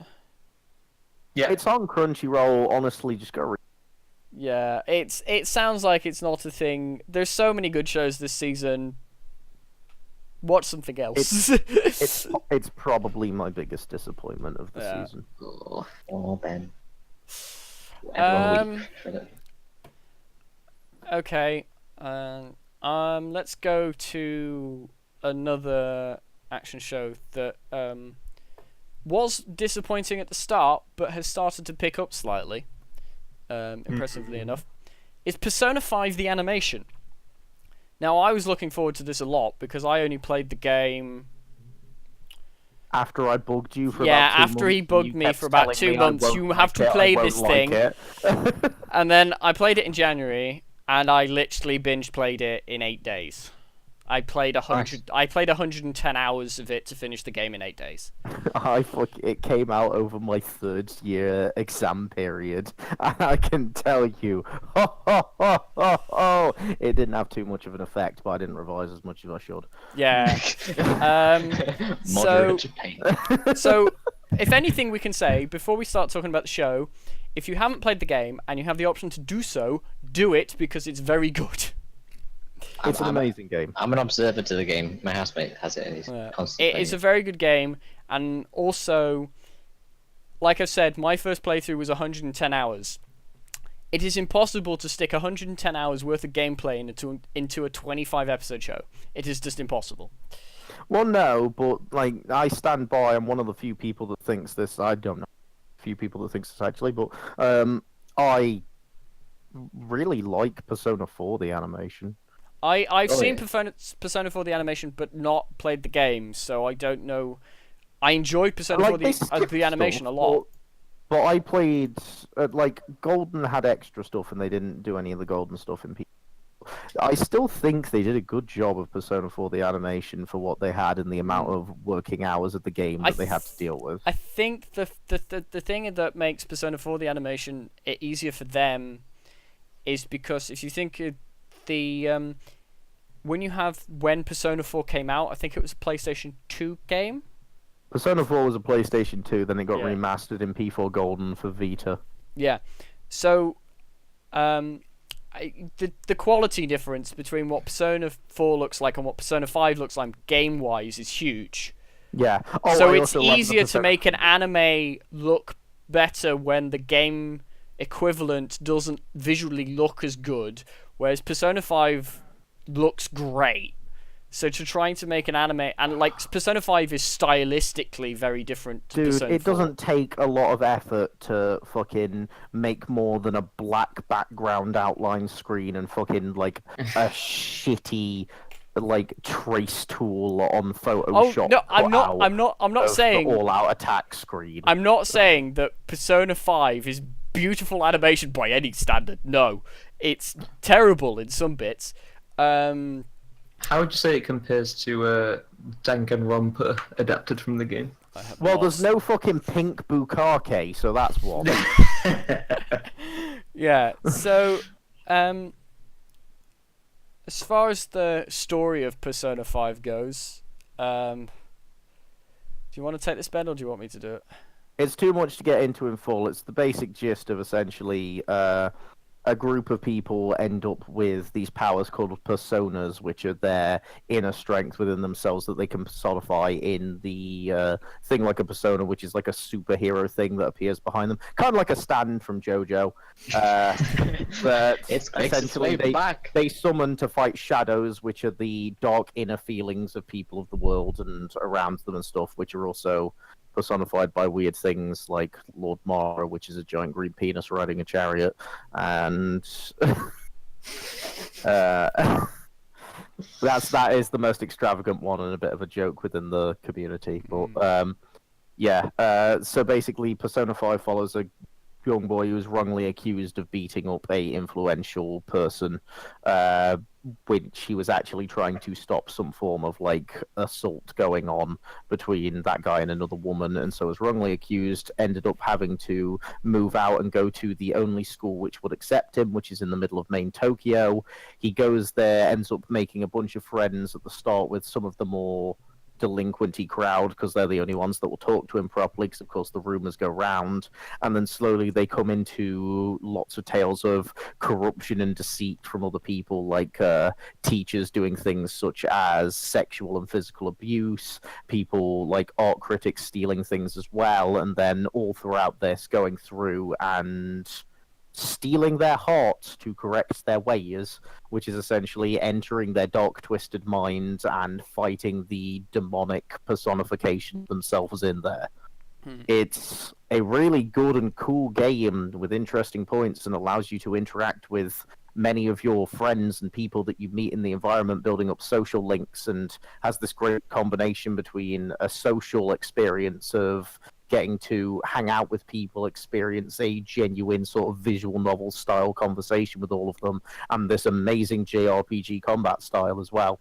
It's a masterpiece of a game, and the anime basically just like took a butcher's knife and just tore it Yeah. apart. I think the way if you want to see what an anime of Persona 5 could have looked like, watch the OVA. The original OVA, which is one of the side missions of the game, is and amazing. released before the game itself. That's fantastic. That's what the Yeah. anime should have been. Yeah. And the thing is, I think a lot of people were expecting a lot of things from this, just stylistically and stuff, especially after seeing the OVA. I do admit, though, the show has gotten better.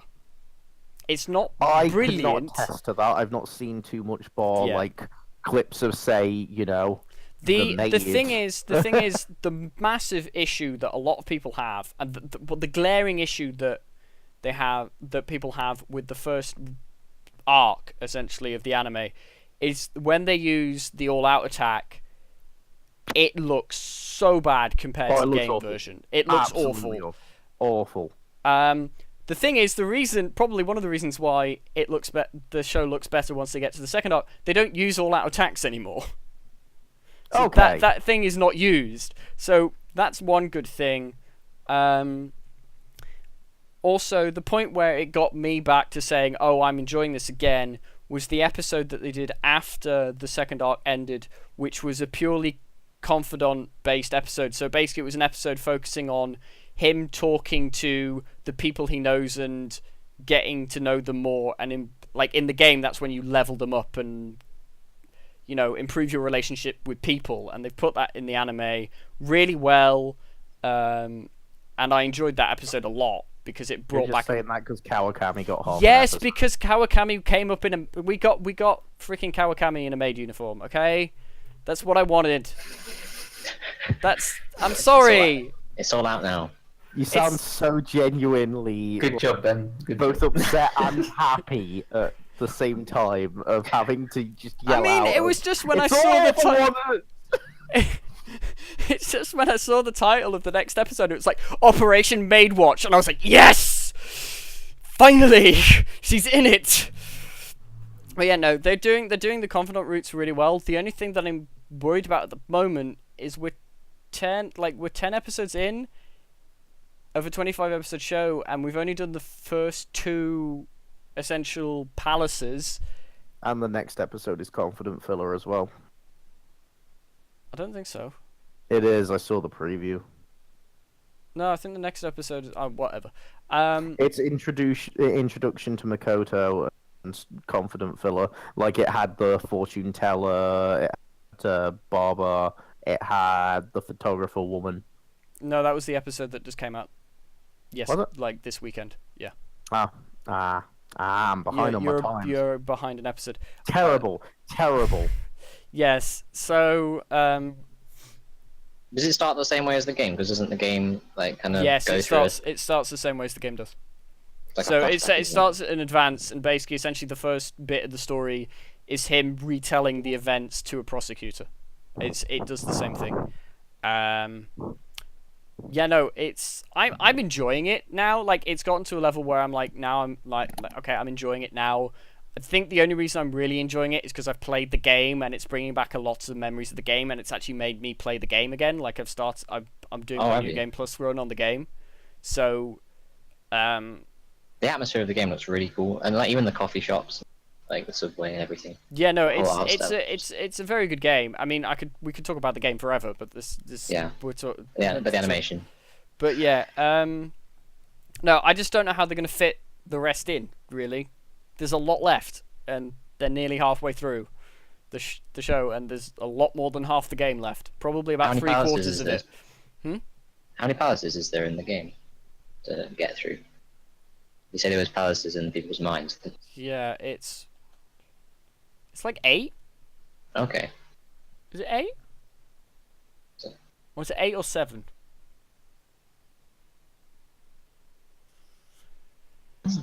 When you finish the 4th palace, that is essentially said to be the halfway point of the game.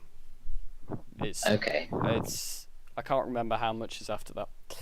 How many palaces exactly are after that?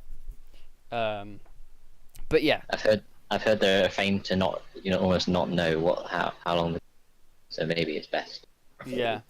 We don't let people know Yeah. what to expect. Mystery. Oh. I also, depending on what ending you get for the game, it may end very quickly. Like it happened to me the first time I did it. Oh, there's multiple endings, eh? Yeah, there's multiple endings. All Persona games have multiple endings. Okay. There's essentially there's a true ending, and then there's a true ending, a neutral ending, and a bad ending. you done fucked ending. Well, there's actually a bunch of bad endings depending on if you don't do the palaces in time. They're not really endings. But they're like not really game endings. overs. They're like There game is overs. one like Yeah. you fucked up ending, Okay, interesting. which I happen to get. Oh no. I literally reloaded the save. I was just like, nope, I'm finishing this. I didn't do that. That's fine. I'm perfectly capable. Anyway, so yeah, Persona 5 is on Crunchyroll. The other thing is if you've played the game, a lot of people who've played the game have played it dubbed, so which is one of the reasons Ben was saying he hasn't watched it is because he's he's too used to the dub voices. Like I say, I watched the first few and the jarring animation, the crappy way of doing it over. I the mean- fact that it wasn't the voices I was used to. Kamishita Or sounds basically- terrible in the sub. Like he sounds so weird. Yeah, I know he does. So I think that's Persona 5. Mm. Let's go to do we really need to bring it up because we did mention it last week slightly. I will bring it up for funsies. There's one edgy show that's coming out this season that is probably best watched when drunk. Magical Girl Sight. What are you talking about? You watch it sober and get drunk over the course of one episode. We Like watched the taking first episode and turned it into a every time drinking there's game, edge. which was hilarious. Yeah, I got very drunk. Basically, the every drinking time game there's was edge. every single time there's edge, you drink. I've only I believe seen me and Connor got through like 4 beers in one episode. yeah. I've only seen the first 2 episodes. Like I watched the second episode. I'm saying the edge keeps up. It's literally a magical girl show, but edgy and dark as shit. Bullied, abused, and broken in every possible way you could think of happening to someone girl. Access to a creepy male face with pigtails saying, "Oh, you can be a magical girl," at which point it gives her a gun that takes away part of her life, but she can kill people. Yeah. Yeah, if you're a It's sensitive, almost like a real gun. Almost. But a little harder to trace. Yeah. if you're a sensitive disposition, it's probably not best to watch it. No, it's not. And I suggest probably watching. Even though there are more episodes out, maybe watch 1 episode a week. I think that's enough. If you're a sensitive disposition, watch Cutie Honey instead. Yes. That's the advice. This is the Cutie Honey universe for the strong-willed. I'm gonna finish that show now, and then I don't care if it's just me. I'm gonna release one podcast where I just sit there, Ben's fucking monologue. drunk out of my mind, just discussing what I just watched. Yeah. Oh Can't wait to god. listen to that one on the tram.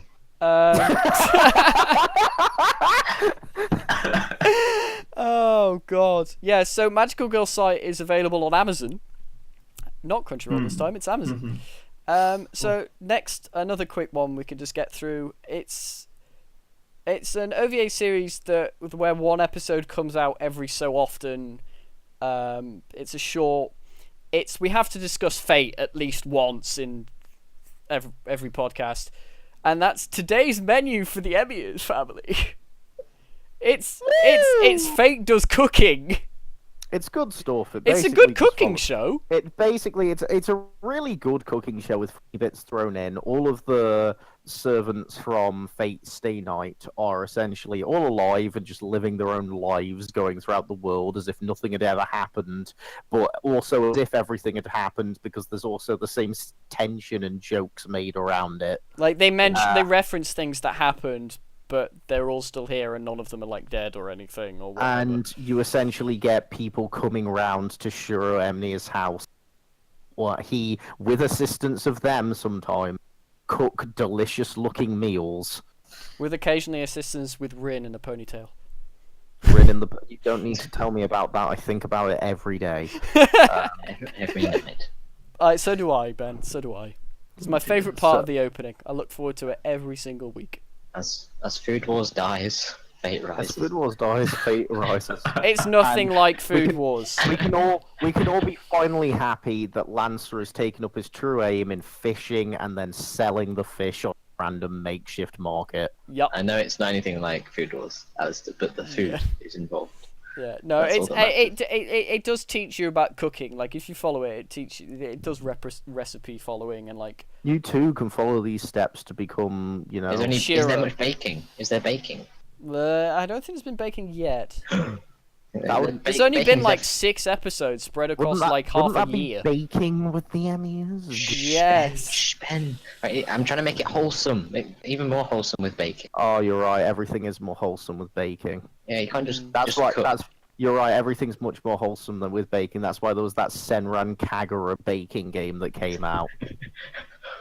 Well, Yeah. Ben's apparently lost everyone on that one. That Everyone's silent. I mean, it comes out on Crunchyroll every so often. They're like 40-minute episodes, and I don't know. There is no schedule to when they come out. They just seem to come out randomly. They just do it when Ufotable decides that they've got a little too much money. That's the for thing that surprised me. existing. It's Ufotable making it. I didn't realize it was Ufotable that made the show. Well, I mean, at this point, Ufotable are both shitting and pissing money so heavily. They can basically afford to make that as well as a few, home pornos, and then still come out on top with the next Fate coming out with like 10 out of 10 scores. So, they just I'm have fairly money. certain at this point, Ufotable could go on Live Air, shoot a child puppy, and then they still get like more funding than the likes of half of anime networks things. Yeah. Right.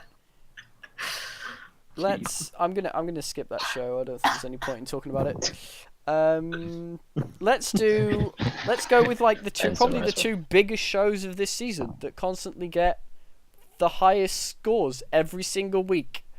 We'll start with the action one of that since we're talking about action, which is Megalobox. Yeah, boy! And now this is when the discussion gets bigger because most of us have seen this, or some of it at least. Still only seen like the start bit. Yeah, I've only seen the first 4 episodes. Right, so Megalobox is a fantastic show that is made on the anniversary of another boxing manga, the name of which I've actually forgot at the moment because I don't have any information or shit up on. Is it Hajime Ippo? No, it's not Ippo, it's a different one. But basically it was made on the anniversary for that as sort of a callback to it. Set in a kind of dystopian future where boxing has took another turn and people have things called gears, which are like cybernetic attachments to their arms in order to make the boxing more powerful and cool.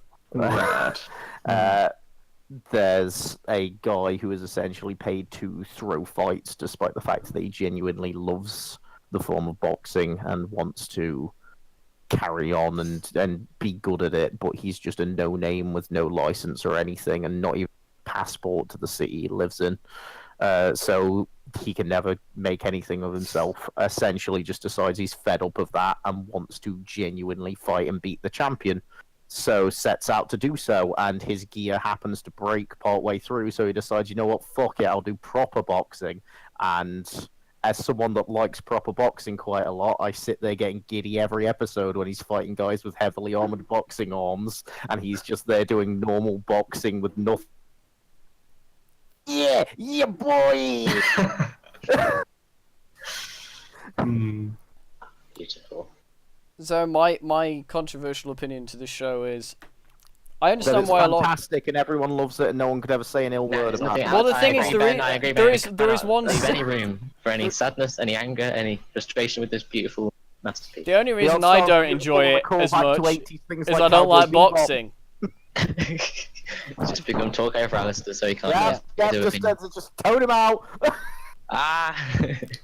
Yeah. Also, just to continue furthering the delay of getting his negative opinion, it's a Shita no Joe. I think it was the 50 years anniversary. That was it. Oh, bang on. I don't like boxing. Graham comes through again. I got it in. He got it in. Dose, just one Yeah. dose. I mean, I understand why people like it opinion. a lot. I understand visually. I don't like boxing, Alastair. I don't like boxing, but I love this. Yeah. Well, for me, it's like I understand why people like it. It's the soundtrack's great. The art style is very unique because it's that oldie art style of like Cowboy Bebop like art style. But even though it has that oldies art style, the animation is very, very up to date animation. I Nice don't know little why game they style. awkwardly downscaled it. Like the Yeah, it's a bit strange. I've noticed that. Yeah, that's a weird thing, but that's something I'm not really wanting to get into too much. Not because I'm like too busy like licking out its sweaty taint. It's like genuinely it is a problem. What a visual sentence. It's a problem that does bug me a little bit, but at the same time, it's like it's just. Enough people have already said, why downscale this when it could look even more beautiful? Get that you want to go for an older feel, but just let it look great, like it can still look even with that old aesthetic. And that's basically all needs to be said on it. Don't need to go on a big tirade. Yeah, I mean, it's a good show. I understand why people like it. For me, I've kind of feel like I've seen all I need to see. Like at this point, unless it pulls a complete left. Like that does something completely weird. Left hook. Yeah, like unless it does something completely weird and unexpected, I'm pretty much already know. Like after seeing 4 episodes, I know where the show's going. I know what's going to happen every single episode. I know what I'm not invested in the story whatsoever. I don't care. Like I already know what the ending is going to be. Like it's very very shonen, very sports anime. It's all about the moment by moment, Alistair. You got to appreciate the second. I mean, wave. the thing is, it literally to me. And I have not seen these films. It's literally the anime version of Rocky, by the looks of it. Like that's what it looks like to me. Not really. I haven't seen Rocky. I mean, story-wise, it is. Underdog has to train to beat Big Boy, basically. Big boy. Uber Dog. Basically, Underdog has to train to beat Uber Dog. Except the main antagonist is also quite rough around the edges, and he's got an interesting backstory that's yet to be revealed. Yeah, Always teasing us.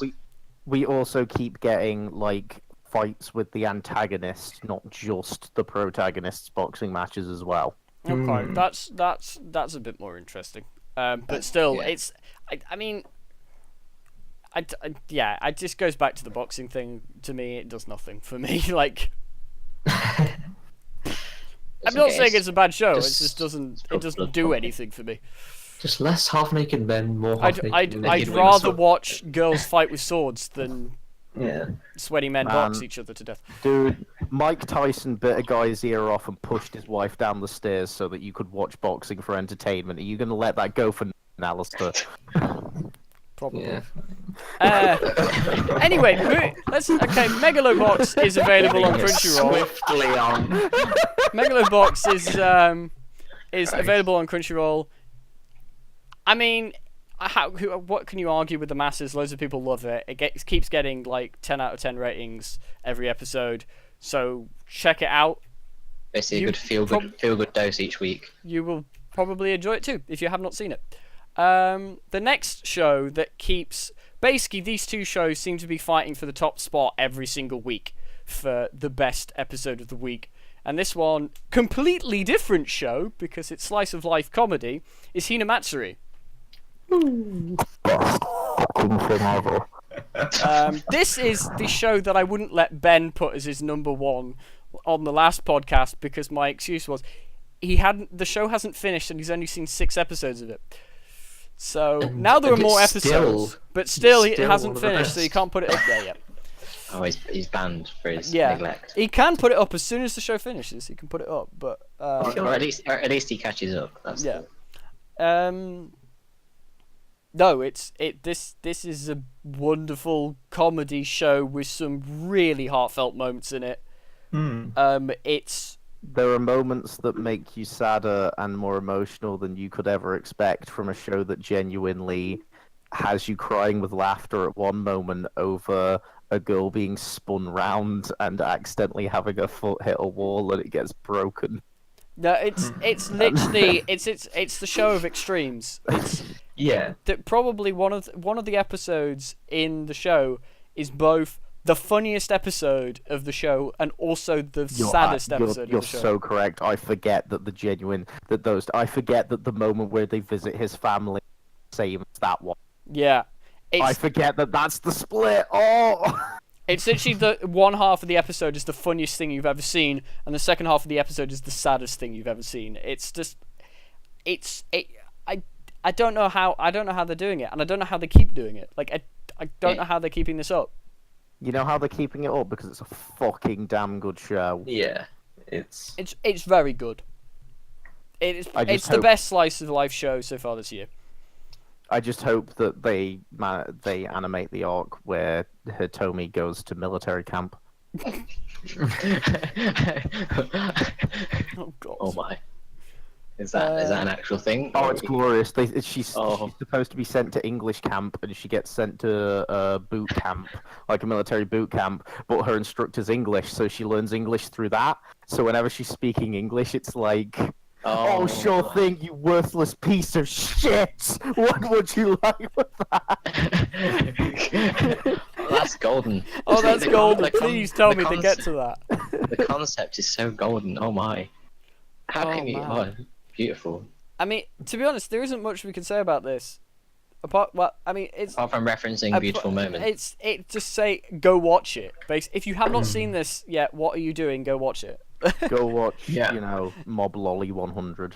It is. It's.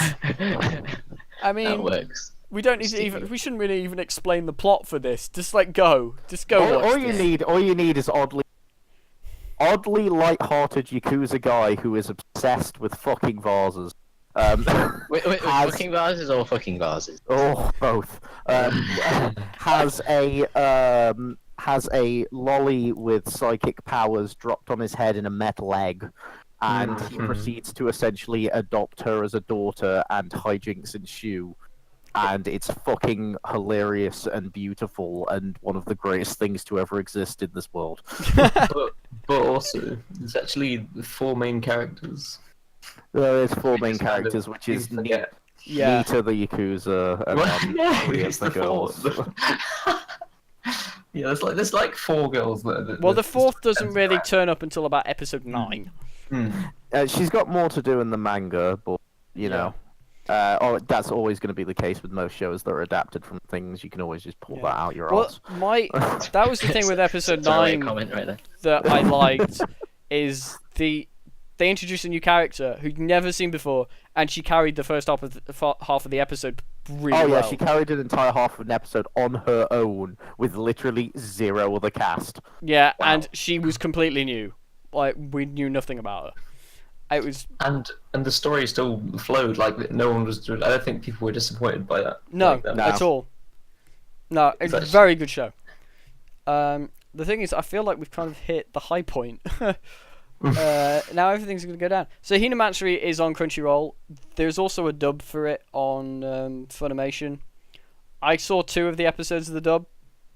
Sounded alright. I don't know. I watched the rest subbed. I'd Yeah. wholeheartedly say Sorry, go right. for the sub simply because of the fact that you could never really get the same carryover of a Japanese monotone emotionless voice to a English monotone emotionless voice. Yeah. Also, if there's potential for the English camp, then I think it's essential. Oh yeah, that's I true. don't. It How's that literally gonna depends. process over? Because comedy's always an interesting one with sub and dub because it I feel like changes always the way works better things with work. sub. I mean, the one- depends on the comedy because if it's timing based comedy, then it doesn't work in a sub because you don't get the timing because you're reading at a different pace to when the timing is supposed to happen. Unless they're subtitling true. it really well, Like you're gonna not get the timing. That's right. I think it So- completely depends on the show. with But that. yeah, the English dub might do a weird thing like in JoJo, where JoJo has its moments of like, oh my god, where instead they just randomly decide to throw in like French or something. And it's Oh god. Oh. Let's talk about. Let's go. Let's do two more, and then we'll end with the final third one. Well, I mean, we'll probably end, and then the final third one will be the kind of attachment bonus thing for anyone that wants to stick around for the big spoiler discussion. Yeah. So okay. So we'll just finish off the. Well, I'll do two more slice of life shows. How about you do the one that I have not seen, which is Tada-kun Never Falls in Love. I have no idea what this is. Oh, right. So Tada Never Falls in is a show that is done by the exact same studio that did Gekken Shoujo no Zaki-kun. Oh, okay. And if you immediately dive in and think that you're getting another sort of Gekken Shoujo no Zaki-kun, you're exactly right. Oh. Because it's basically Gekken Shoujo no Zaki-kun style of comedy.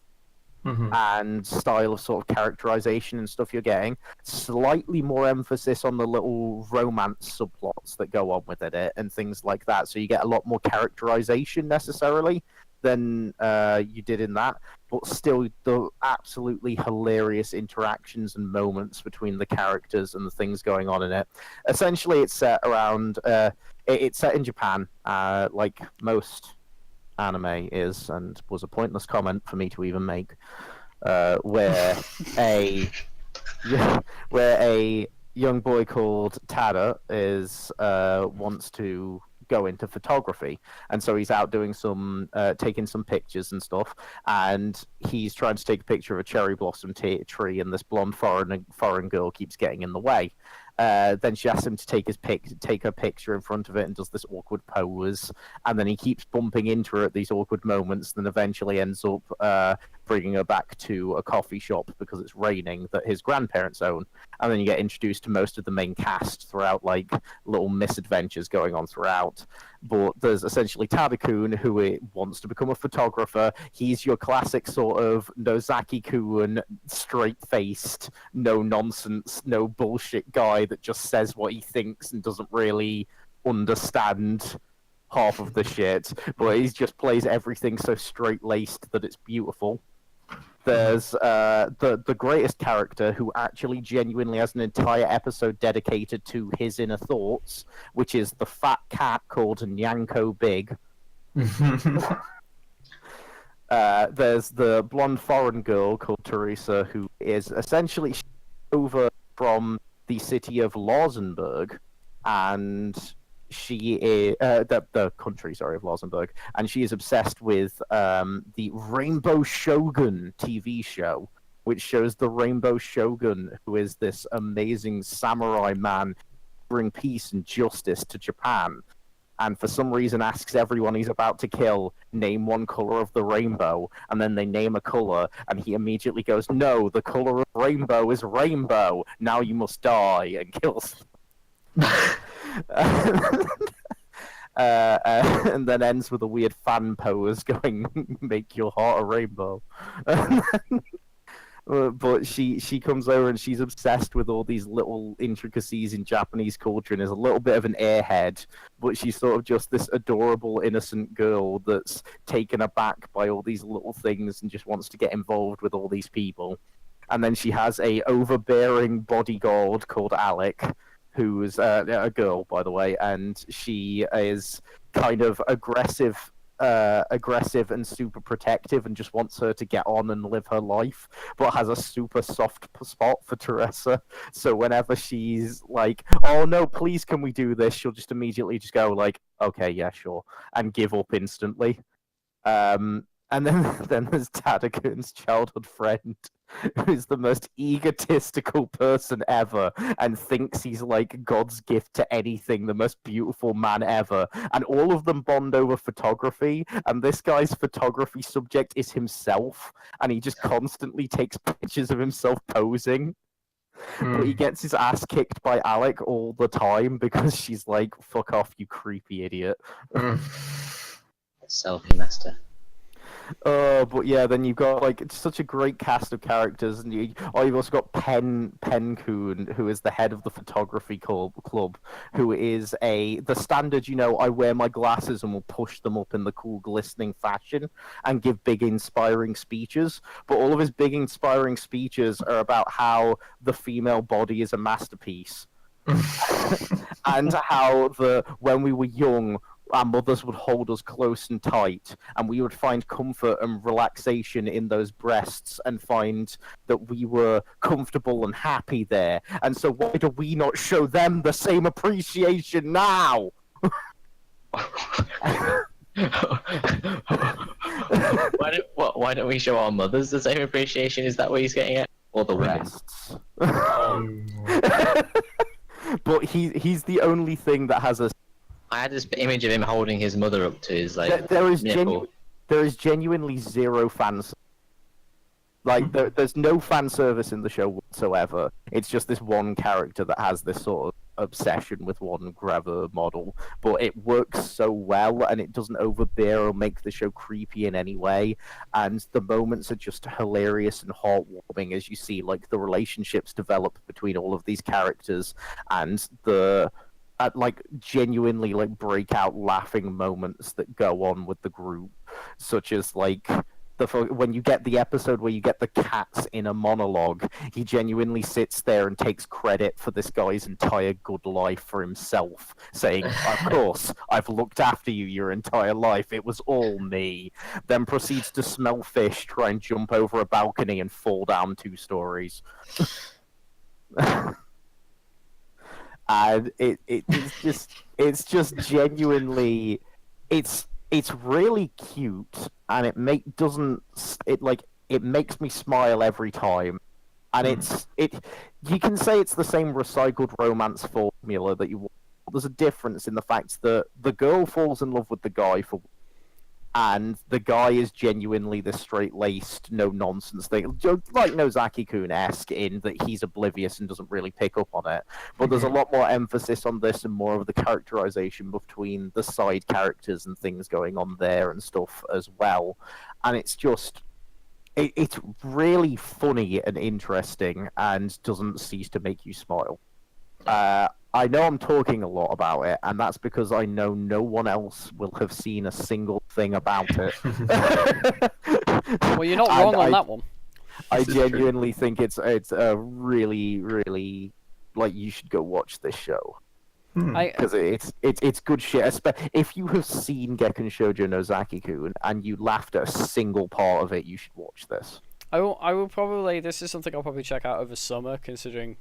there isn't actually that much coming out over summer that I want to watch, so that will be a perfect opportunity to watch some shoes. So I mean that's one romance show that's coming out this season that's very good. There is another one that's also very good, which is Love is Hard for an Otaku, or Watakoi. Other Japanese words.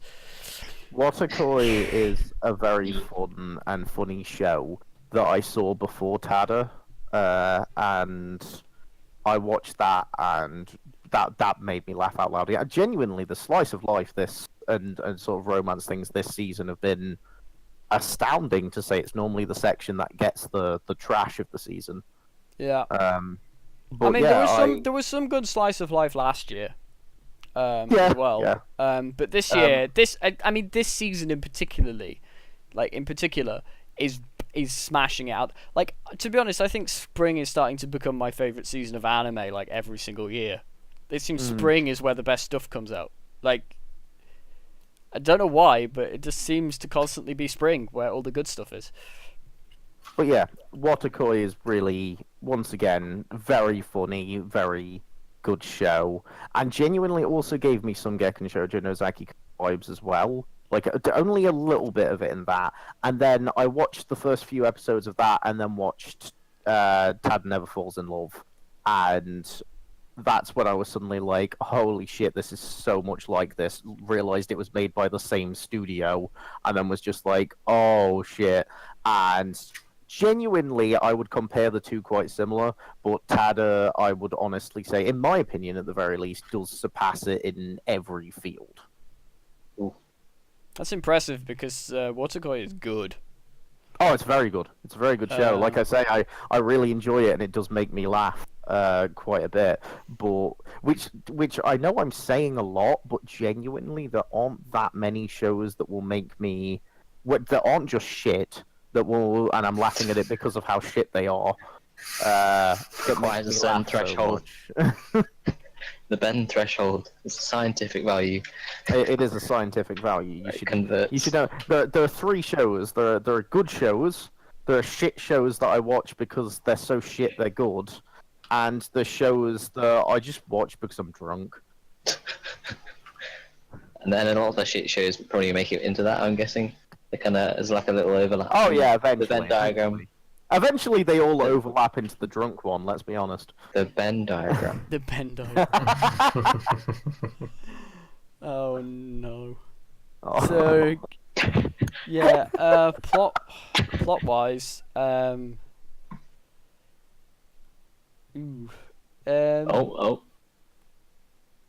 no. Otakus try and have relationships together. That's basically the plot. Yeah. A woman in her old job, her old boyfriend found out that she's a huge fan of yaoi manga and broke up with her, told the entire office she was essentially ostracized, so moved on, then moves into this office where she sees one of her childhood friends who was a huge fucking gaming nerd, still is a huge gaming nerd, and they eventually they decide to start dating simply because of the fact they can be comfortable around each other, and it genuinely sparks into a little convenience at first, but then genuine romance from there. And then you also learn that the straight-laced, really cool guy in the office is also quite a huge nerd who likes to read a bunch of manga as well. And then one of the bosses in the office, who also comes across as pretty good, likes to cosplay handsome men. I mean, and so they all just genuinely find comfort in being able to be themselves with each other. Yeah. And also, hilarity ensues in the fact that they're all antisocial weeb fucks. Yeah, and they all have their very unique quirks depending on what they're nerdy about. Oh shit, they're from My Hero, Jesus Christ. Funny! We've made full circle! We've done full circle here, we've come back to My Hero.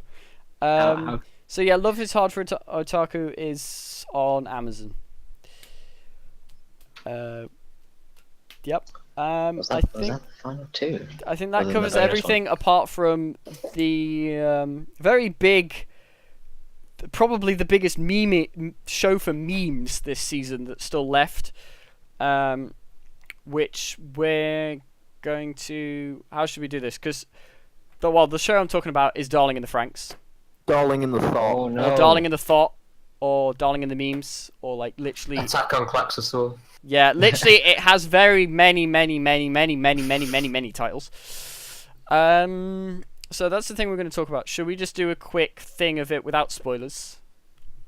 Okay. Alright. Darling in the Franxx is basically every Trigger show ever, but this time set with a really attractive pink-haired main female protagonist who everyone loves and adores because she's pretty awesome. But you should probably watch it if you want to watch it and you like Trigger stuff. But if you want to hear more about it, then listen to the spoiler bit that's about to come up. Basically, these things called Klaxosaurs are attacking. The human race has these things called Franxxes to fight them. Main protagonist wants to pilot Franxx, but can't because he can't form a connection with the female partner required to do set piloting. Meets horned, pink-haired girl, is able to pilot with her, and basically continues on from there. I will have to say, however, don't misjudge the show from the first 4 episodes, because the first 4 episodes is very literally like sexual innuendo, the anime. The first episode's fine. The first episode's fine. It's like 2 and 3 where you're like, what am I watching? This is very weird. Like, it's perverted 2 and 3 and a bit stupid. of 4 are just... Once it gets past 4, it gets a bit more like, into the meat of the story, and it's very not what you're expecting it to be. But then again, you should have expected it because it's Trigger writing the story. Well, it's not just Trigger. I almost dropped it at 4. Like, that's the thing. but then I continued on. Trigger's writing the story. A1 Pictures are doing a lot of the animation, but Trigger is still doing some of the animation. We won't really dive further into it now because for anyone that doesn't want to listen to us talk about Darling in the Franxx, this is the end of the podcast. Yeah. So whoa. Now the plan is just for the rest of the podcast, we're just going to talk about spoilers for Darling in the Franxx. We're entering our very first spoiler cast. Yeah. Which I don't know whether we'll upload separately or just on the end of this. I think let's do it separately. I dare say possibly separately. Let's do it separately. So we'll just end the podcast here, and then I'm going to stop recording and then restart recording for the Darling in the Franxx thing. So I would like to thank Ben for co-hosting this with me again, and I would like to thank our new guests Connor and Graham for coming along and joining us on this podcast. I'd like to thank everybody who listened to this podcast. If you have suggestions for topics that we can do on these podcasts, feel free to leave them in the comments. Or the description if you can hack our account. Yeah, or in the description if you can hack the account. The next podcast will probably be in about 3 to 4 weeks. Again, the same probably distance between this one and that one. Oh, but I can't wait that long for my next fix of straight we may do anime memes. More earlier than that, depending on if there's something we want to talk about. But yeah, anybody want to say any last words? That sounded dark. I want to thank Graham and Connor for enabling me. We have just been here to derail us. I also want to thank this bottle of Casillero del Diablo wine for also enabling me throughout this. Throughout life. Well, I think that's it. That's a wrap. Yep.